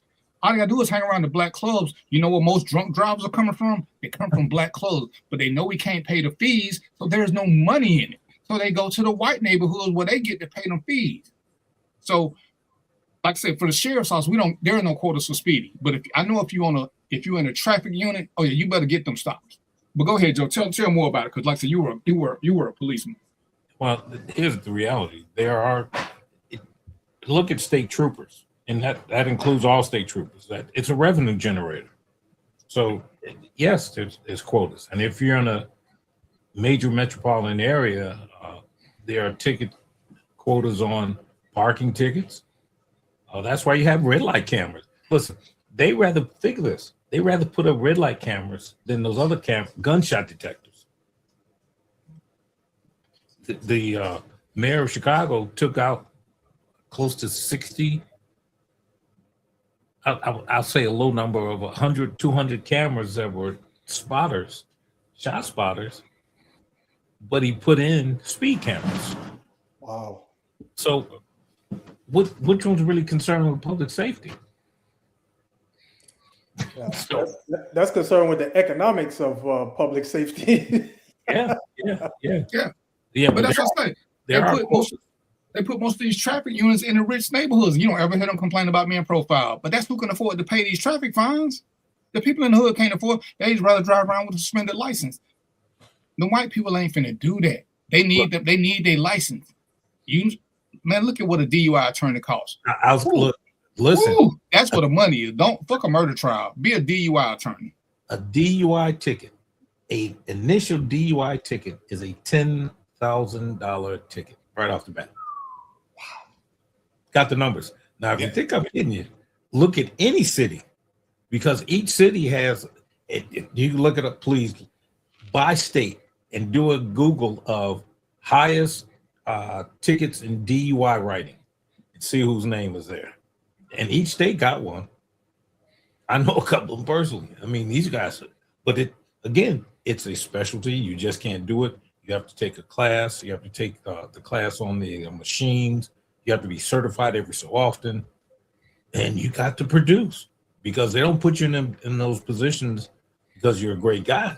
You got to produce your worth. Times 10. Times 10. No what kind of violations, Robert? No traffic violations? And I'm gonna just tell you this. I learned this from being a narc. Damn near every corner road is a moving traffic violation. The easiest one, the guy taught me, according to the law, when the cars come from the factory, that's as safe as it's gonna ever be. As soon as you change the tire size, your car becomes less safe for the road. They can give you a ticket for that because you changed the manufacturer specs for safety of the roadway. Even though changing tires is air quote legal, it's really not. You can't do it. When you put the low tires or the high tires, whatever it is, it's not what the manufacturer suggested. And the safety rating is so important. Crazy, man. Go ahead, gentlemen. I'm sorry. Oh no, you good. I'll just give y'all a quick update real quick. You know I'm the stock man. Stock time, baby. Somebody hit some intro music or something, man. Don't y'all got a button or something? What's going on with this kind of? Hey, man. No, damn. 2 for 2, both for me. Oh, such a free. I appreciate that, man. I appreciate that. Yeah, no time, baby. All right, so I just wanted to mention, y'all know we've been tracking. I sure got a question for you. Yeah, we've been tracking target stock. So I'm just gonna give y'all the update. You know what I'm saying? So the update is this. When we started this boycott, I'm gonna call it boycott. When we started the boycott, the stock was at 93. When the boycott ended, it was at 87. So it lost 6 points. Okay, so there's 6 points it lost. Today it's 110. So it gained 23 points. So all cause of that dress. It looks like there was a little impact, and then recovered nicely. So if you bought that, here's the thing. So I'm gonna just tell y'all this. This is the statistics on it. So this is one of the things where you gotta deal with your own morality. If you would have took advantage of this boycott, because you know what's gonna happen. Businesses like Target don't go out of business, folks. They just don't. So you could almost guarantee that it was going to take a dip, then it was going to come back up. Your job was to estimate where the bottom was at, right? Because if you bought it at 87, if you caught it right at the right timing or somewhere close to there, and it went back up to 110, you made $23 a share. That's a lot of money, y'all. Especially, look, if you bought 100 shares, what's that? $2,300. I'm stopping right there. Yeah. Okay, Mo. So, quick question, because what I saw the other day is that Target finna open up about 100 stores. Did this boycott? To me, it didn't work. Is that not the right way to think about it? Yeah, where's Philip at, man? We just talked to Philip. Philip need to answer that. Hey, DVP, you know why I'm saying that. Philip need to answer that question. Where's Philip at, man? So I'll just tell you this, Mark. In my opinion, I'll say I don't. This is a little baby stock dip.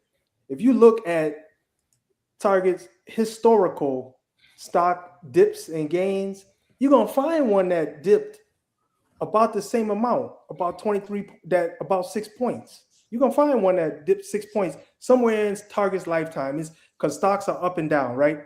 So to me, this could have just been normal variation, right? But because of the timing and the analysis that I'm looking at it, because of the timing, people gonna say, "Oh, the dip was attributed to the boycott."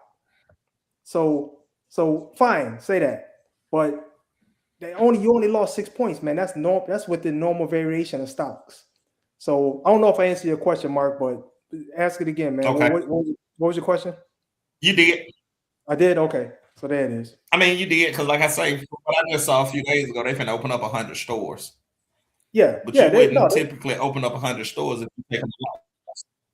Facts. Yeah, no. If you got, I mean, So look, either they had a great recovery campaign, or this little boycott was a flea on my shoulder. Get off of me, man. It was one of the two, right? And now they building all these stores, so it had to be that. You know what I mean? Yeah. There it is. Well, you got to also look at where they're opening up. You know, the fact is that Walmart or Sam Walton family don't believe in collective bargaining rights. So I would believe they'll open them in right to work states, which means they can hire and fire at will. So this isn't because they are having a moment of clarity and a moment of existential belief. It's about the pocketbook, because just as they open, remember how many they closed last couple of years? Yeah. So if you look at that side, you know, nobody wants to talk about that. They've moved out of the other states, northern states. So again, they move in the right to work states, which gives them another way to balance their worksheets. But let me add this. Someone asked earlier and we didn't get a chance. Someone wrote in, get rid of qualified immunity. That's a show all in itself. And maybe when DVP thinks or you guys are ready, we'll do that. But qualified immunity is really not something that's been known for a long time. It really came about in the late 80s, 82, somewhere in there. But the interesting thing about qualified immunity is that it has to be granted by the judge, and it's not always granted, contrary to popular belief. But I just wanted to clear that up. And there are some conditions for it. Yes. Okay. I mean, the term is used so loosely, but we'll do a show about it. But yeah, it's a really loose term. And I want to say, especially now, if you pay attention now, and I tell people this all the time, in this day and age, I've probably seen more cops go to jail in the past 5-10 years than I saw in 30 years. So the qualified immunity is pretty much not a big issue like people want to make it out to be when people try to say it. It's what most cops union they want it in the worst way. It's something that just can't be granted arbitrarily, though. But if you're doing your job, yeah, you should be. But once again, you should be judged by your peers for that. Well, I can tell you in one case, again, Laquan McDonald, they tried to use qualified immunity, and the court said, "Oh no." So he went to jail. So yeah, I think they even tried to use it in Chauvin's case. Again, did not work. So there's that. Those are both poor examples too. So I don't even know. Those are great examples. No, those are the best examples. Those are great. What I mean, well, Laquan McDonald's walking away. So how you going to claim qualified immunity? But again, no. They're great examples to show that it's not always granted. See, people think right. No, that's true. It's an automatic thing. It's not. Yeah. Two things have to happen. Number one, like DVP said, set of circumstances have to be prevailing, and two, it has to be asked for. It isn't necessarily given. Yeah, that's true. And the third part is the court has to agree to it. Yeah. In that perspective, you're right. You guys are right. Yeah, because we sure got carried away with trying to get it. Yeah. But the best is crazy. The best thing for cops is a more intelligent public. Okay. And Joe, you know, as long as we deal with people who don't know shit, we keep doing shit. And I tell people, you know, I was telling the guy the other day, I learned the difference when I saw how we did stuff in our neighborhood versus when we went up north. Everything changed. So y'all know it's a difference. Because one agency when I worked for a task force, we did the same thing no matter where we went. There was just one way to do it, and that was this way. When I was with the sheriff's office, when we were in the low end of town, we did this. Once we went to the rich end of town, we didn't do a lot of the same stuff, nowhere close. So they know the difference, and they know who knows the difference. Correct. Because if they think you don't know, you know. But we'll go around pushing shit like hollering about we sovereign shit. All them sovereign people go to jail, they stay in jail. Don't use that sovereign shit. It's bullshit. It never works. It never works. I don't give a shit what kind of paper you got. If you don't have some flags on your car and a tag, there is no diplomatic immunity. I'm a Moor though, man. I'm a Moor. Right, and you're gonna spend more time in jail. That's what you're gonna be more. What's some more time, buddy? Got your little car, got your little book. Like, but yeah, when we become a smarter group, cops don't like being challenged. And if you want to see most of them back down, challenge them for shit they don't know about. Which is a lot of things. Because they don't want to know their job. Because, you know, that's when we were talking about that the traffic task force. You got to be some of the smartest people on the planet because they know a bunch of traffic laws. But that's all they're supposed to know. That's all they're supposed to know. Right. Traffic. When they know traffic, bro, when they go to court, that's why the attorneys cost so much because the attorneys don't want to deal with the DUI task force. They know how their training is. They are trained for courts. They are trained to know the traffic. They are trained to the hilt for this shit. You're not going to beat them easily. You're not. Great. You hope you can get a good attorney who can work out some kind of plea bargain for you, where you pay him 10 grand and you pay the county 10 grand, as opposed to just losing 40 grand. And you can believe DUIs are guaranteed 3 court dates right off the bat. So if you figure each court date, 30 days separated, that's 90 days right off the bat, right there. And each one's 10,000 in appearance. And ain't nothing wrong with being a more. You silly taste, Tucson. I caught what you just did. It just don't hold up in a traffic stop. Right. What else y'all got? What time? It's 7:30. Right. Oh, so when I get pulled over, I can just look hard at the window. So when I get pulled over, I can just hold up my little sign on the. I can hold my sign on my window to say I don't want to talk. I don't answer no questions. So if I get pulled over by the police, I can hold a card on the window to say I don't want to talk to the police. Yes, you can do. You can do all of that. You can. It ain't gonna get you nowhere, but you feel free to do it. Let them know you got constitutional rights. Right. I know my rights. Yeah, I know your left. Screaming. I know my rights. This your right. This your left. Right. Man, I guess maybe I'm a little jaded, but I'm not fighting no police. That's why we hate the police. I'm not fighting no nothing in the street, man. But that's why I said cut your cameras on and just record the whole thing. Just record it. And you'll be surprised that I don't have people call me who want to tell me about bad officers. Well, I called officer. I get a copy of the videotape. Well, what you just told me ain't shit with the video show. No,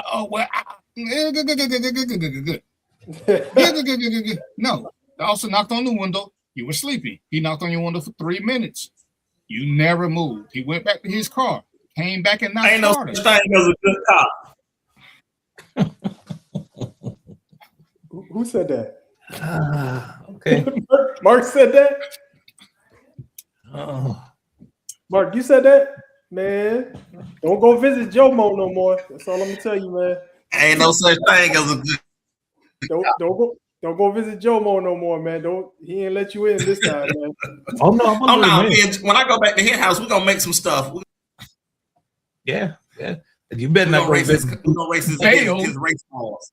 You better not go over DVP's house. You might not come. You're gonna come up missing, son.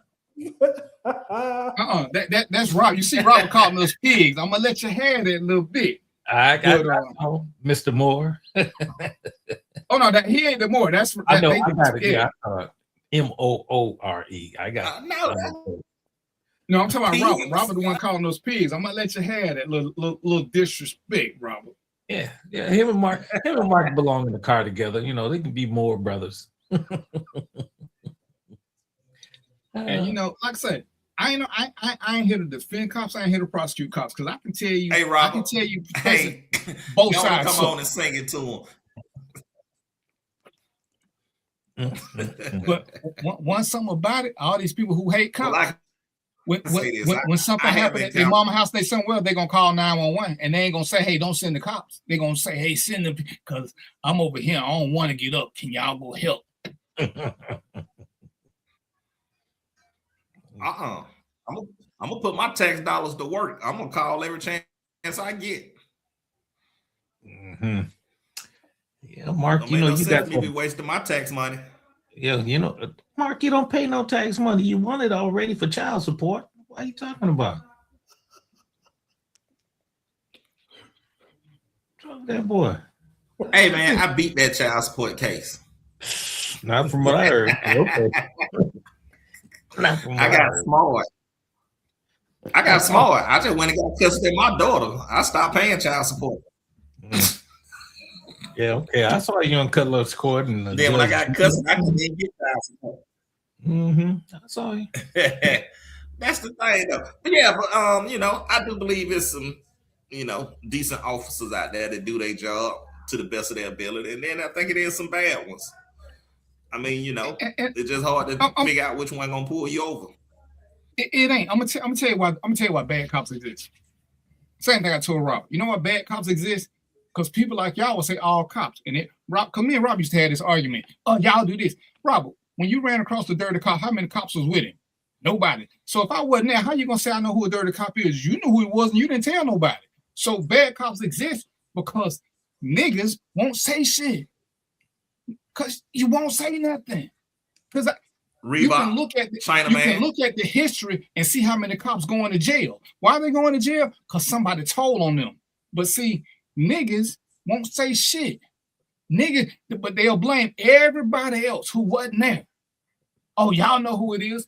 I know as much about who dirty cops is about y'all know who y'all cousin and uncle is a rapist is. That's your family. You know more. But you don't want to say, you keep wanting to tell me I know who bad cop. How would I know a bad cop? Because guess what? Bad cops don't fuck with good cops. So I can't say everybody that don't come around me is a bad cop because I don't make myself easily available. But it's easier to blame somebody who don't know versus to take responsibility for which I ain't gonna tell because they ain't gonna do that no way. See, that's that defeatist mentality. That defeatist mentality is what let bad cops exist. But because cops will tell on cops. You see cops all the time on all these shows telling you when cops is wrong. Now you see the other side who try to defend shit, but y'all already know them was Trumpers. Because most other cops they saying nope, this wrong. The trainer said this, this, and this. Exactly. Bad cops exist because bad people exist. But bad cops get the flourish because niggas will not tell on them. I'm gonna give you the best case I can give you, Tashawn. In DeKalb County had an officer that was picking up homeless people in DeKalb County, taking them to Gwinnett and killing them. Well, a Gwinnett County person kept calling and said, hey, why is this DeKalb County cop always out here? A homeless person went and said, hey, y'all got a cop who keep picking us up. Everybody said, oh, don't nobody listen to the homeless people. Well, somebody from DeKalb listened to this homeless dude, and they checked on this person from Gwinnett. They tracked the car, but it done killed 6 people. See, if a homeless person can get the cops' attention, what makes you think we can't? But we don't want to tell because, oh, I forgot. We don't snitch because snitches get stitches. And I ask y'all, Joe, you're police too. Mo, I don't know who you know. Mark, you know a lot of people. Can y'all tell me the last snitch that disappeared? Because I hate when y'all keep saying snitches get stitches because I know people who have testified and ain't shit happened to them. So where did this come from? Where did it come from? I don't fuck with snitches. Yeah, you do. You just don't know who they are. Because they the reason we say because motherfuckers. But I got a question for you, DVP. So hold on before you change the topic, Mark. So answer this for me, DVP. Hold on, because you know more, forget some shit. Oh, badass police. Take my money and take my That's why his audio bad police. How the hell I'm gonna call the police and tell y'all he robbed me? You dial 911 like you would if somebody else robbed you. That boy froze up. There's a reason. Police like, hey man, this police just took my money and my dope. You won't be. You can't do nothing about the dope because the dope is illegal. The money ain't illegal.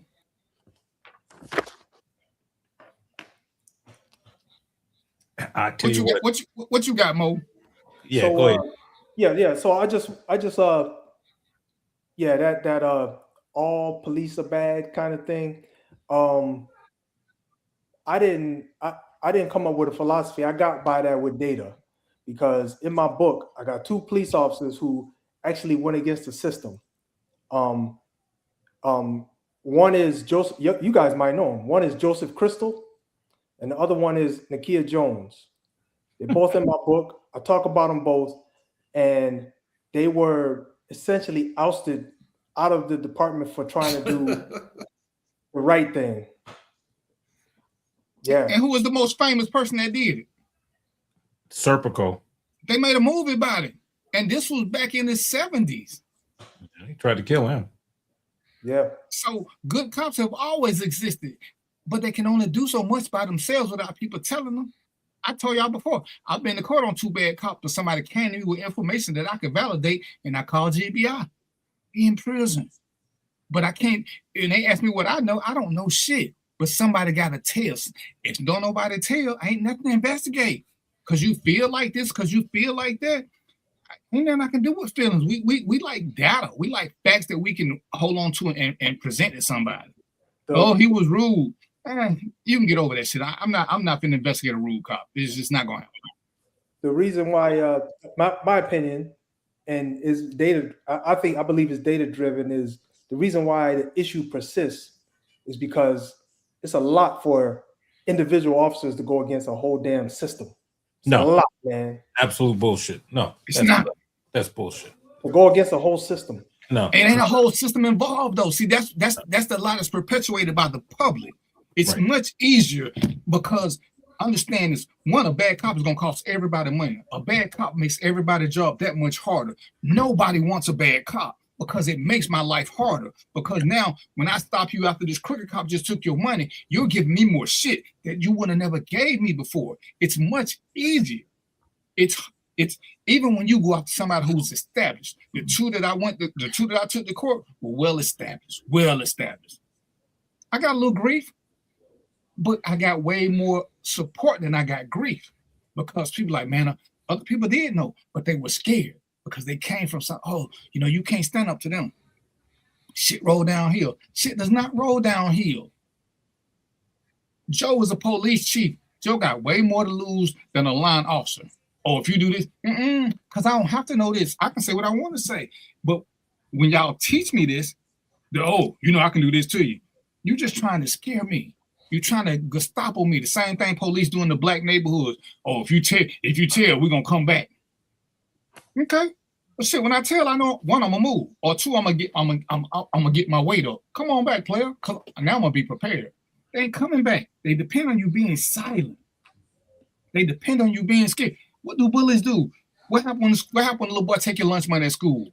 You don't say shit for a minute. Then you tell your mama, oh man. Mom said, why you keep coming hungry? Clarence keep taking my lunch money. How long Clarence been taking your lunch money? All quarter. Why you ain't saying nothing? He said he was gonna beat me up. And when mama go up to school and get back, guess what? Clarence don't do shit. Clarence don't do shit. He punked you into believing he was gonna do something. Because once you tell, guess what happened? Everybody looking now. So you can't do nothing. Because not everybody watching you. If I could get y'all to understand that part. Once you get put on the radar, everybody's watching every single thing you do. Well, let me say this. The problem I have with that statement is like saying all black people. It's the same thing.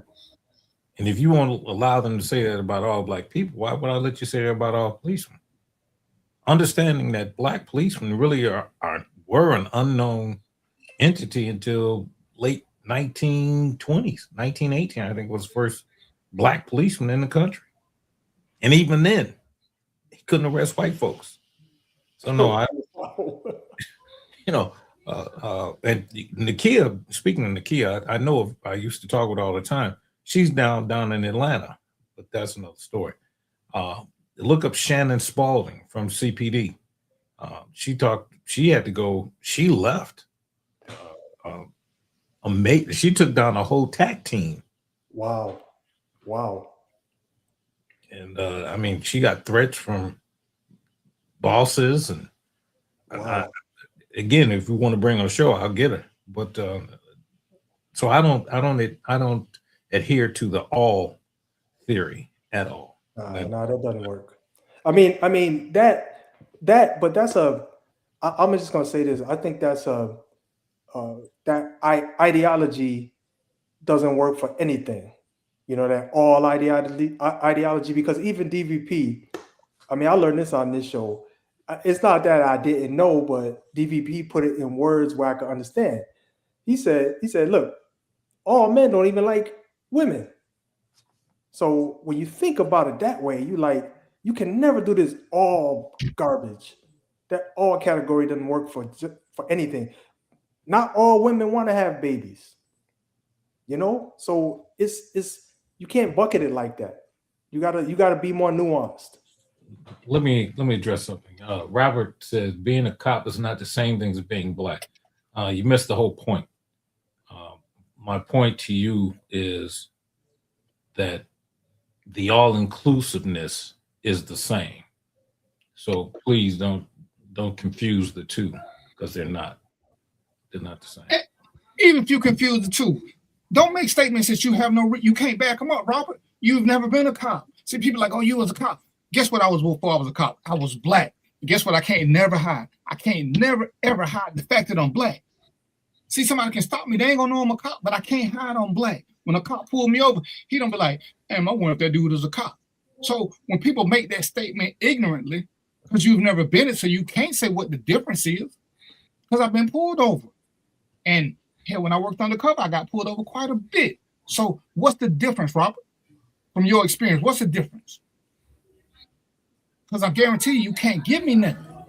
But Robert, you good at making statements about shit that you can't prove. What's the difference? People don't like cops.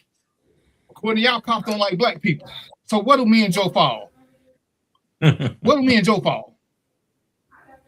See, Mo and Mark, they ain't got shit to worry about. They only got to worry about people who don't like black people. Me and Joe, we got two different sets of people we got to watch out for. So what's the difference? What's the difference? And God forbid you're a black cop, because, oh, you one of them. You work for Mouse. Oh, damn, ain't that some cute shit? That's the best you got to say? Oh, yeah. I heard that many occasions. You doing the white man's business. Nigga, why you sticking up the joint then? Go stick up a white man. and you know, it's crazy. When I went to Cascade and found a little black baby, because all them black men in the neighborhood weren't trying to help, what y'all doing? So now it's a little black kid missing. Where y'all at? Where y'all at? Because y'all don't want me here.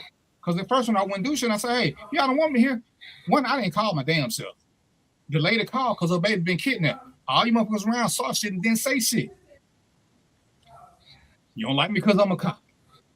You don't like me because I'm black. But when I come back with the baby, all y'all got something smart to say. But then none of y'all gonna look for the baby. Because guess what I've learned about a lot of us? We don't want to help each other, but we want to tell people what they can't do. We want to tell people what cops can't do. Wow, we're going to be off in 10 minutes. So you'll make a statement, but what they say, what have you done to try to improve the system?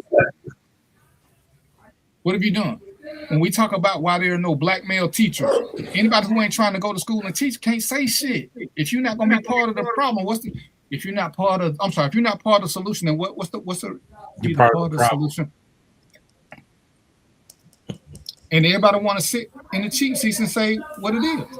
But when you get me and Joe in here, we giving you shit to go with, you keep wanting to hit us with bullshit. You keep wanting to hit us with bullshit. See, Mark can talk better than all us about being a coach at a black school. We don't know nothing about that shit. I can sit here and say what I think about black coaches. But when Mark tell me his experiences, that's all I can go on is a factual data, because now I know somebody who can tell me what it's like. Hey, man, I ain't never seen an all midget football team. Where they play at? and when I asked Mark about what his resistance is, you know, did he coach white kids? Who was more involved, the black parents or the white parents? See, Mark can tell me then from experience, not from what I believe. Mark can tell me. See, so why sit there and say what's going on when I got a resource here who can tell me what's going on in his world? Man, can you see the cheerleading section of that dwarfs?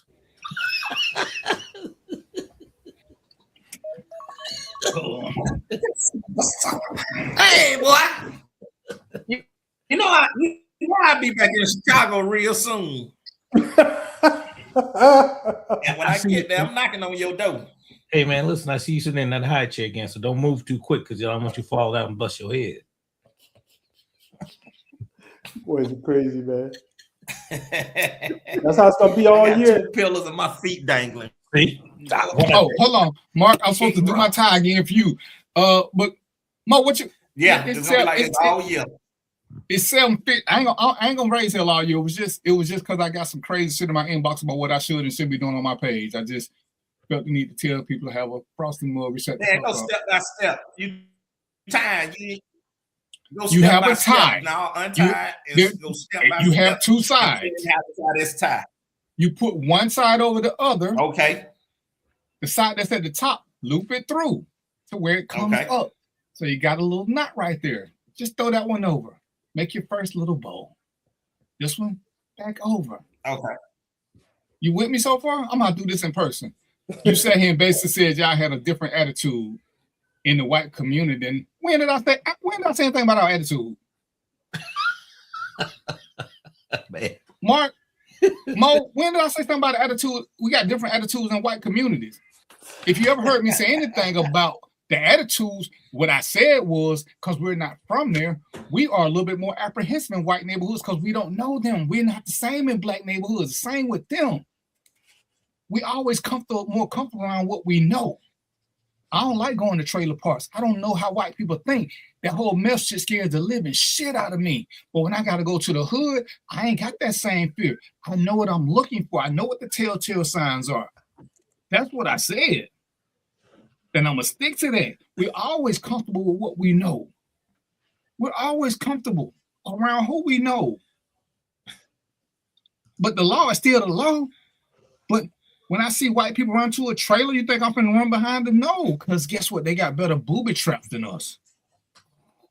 They got better booby traps. White people don't have booby traps because we always late with shit. We always late with shit, you know? So, Robert, when you gonna quote me, I need you to pull up the segment. You need to start taping because you like to quote wrong. You a Fox News guy.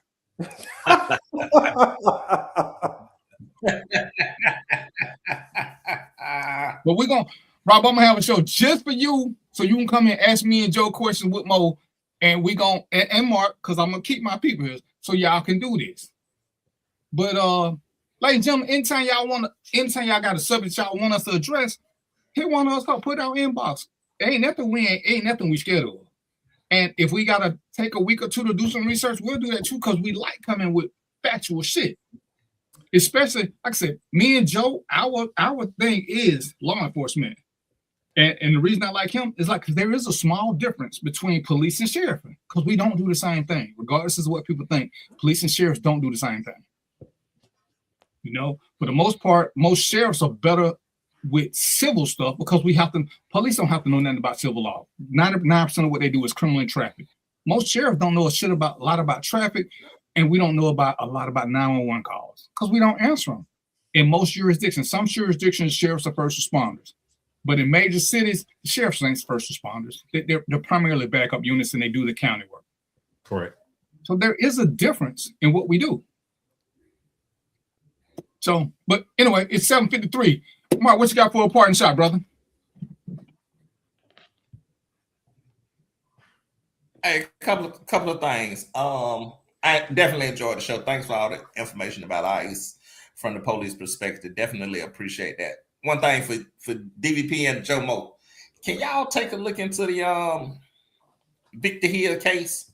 Because I got a few questions about it. I want to get it from a police standpoint about him. Me being a Clayton County resident, I'd have voted for him for the rest of my life because I thought he was a great sheriff. But if y'all do a little research into that, let me know. Yeah, other than that, man, great show, man. I appreciate it. Okay, everybody stick to your New Year's resolutions, but if you find out you got something that need to change it then. It's January. Don't wait to January the 1st to change something. You gonna wait 12 months to change. Get your plan of action. But other than that, peace out till next week. What you got, Mo? Yeah, no, I was just, man, Mark, that's you just liberated a lot of folks, man, because people get stuck, man, and they don't know what to do. But so that's hats off to you. So this year, I have a program where I'm helping independent authors. I'm looking to interview about 24 independent authors. I've done 3 already. So y'all can go to the YouTube page and watch the videos. I'm getting better. You know, I just started this. I'm getting better, but that's what happens, man. You got to start somewhere, right? The YouTube page is actually, you could just let me just do it this way. Just email me at readalongclub@gmail.com. Just like it's just readalongclub@gmail.com, and I'll get you connected with the page. You can go up there and watch the videos. You can see how I'm improving and making things happen. My goal, I got a goal, man. I'm trying to do 24 authors this year. That's 2 a month. I got 3 authors on the docket right now. Some really good topics. Most of the topics I'm doing are nonfiction. So, you know, we're going to keep it essentially real. There's probably some with fiction, but it's okay. But primarily, I'm looking to do nonfiction because I want to talk to authors who have books that are going to help someone. I'll stop there. I took up a lot of time. Jomo, what you got? Tashawn, I just put the link in. It's right above your comment. I just put the link in. I'll say this. Happy New Year to all you brothers. Mark, I've read Victor Hill's book. I talked to Victor Hill on the regular. I'd love to have that conversation, but I'll tell you this.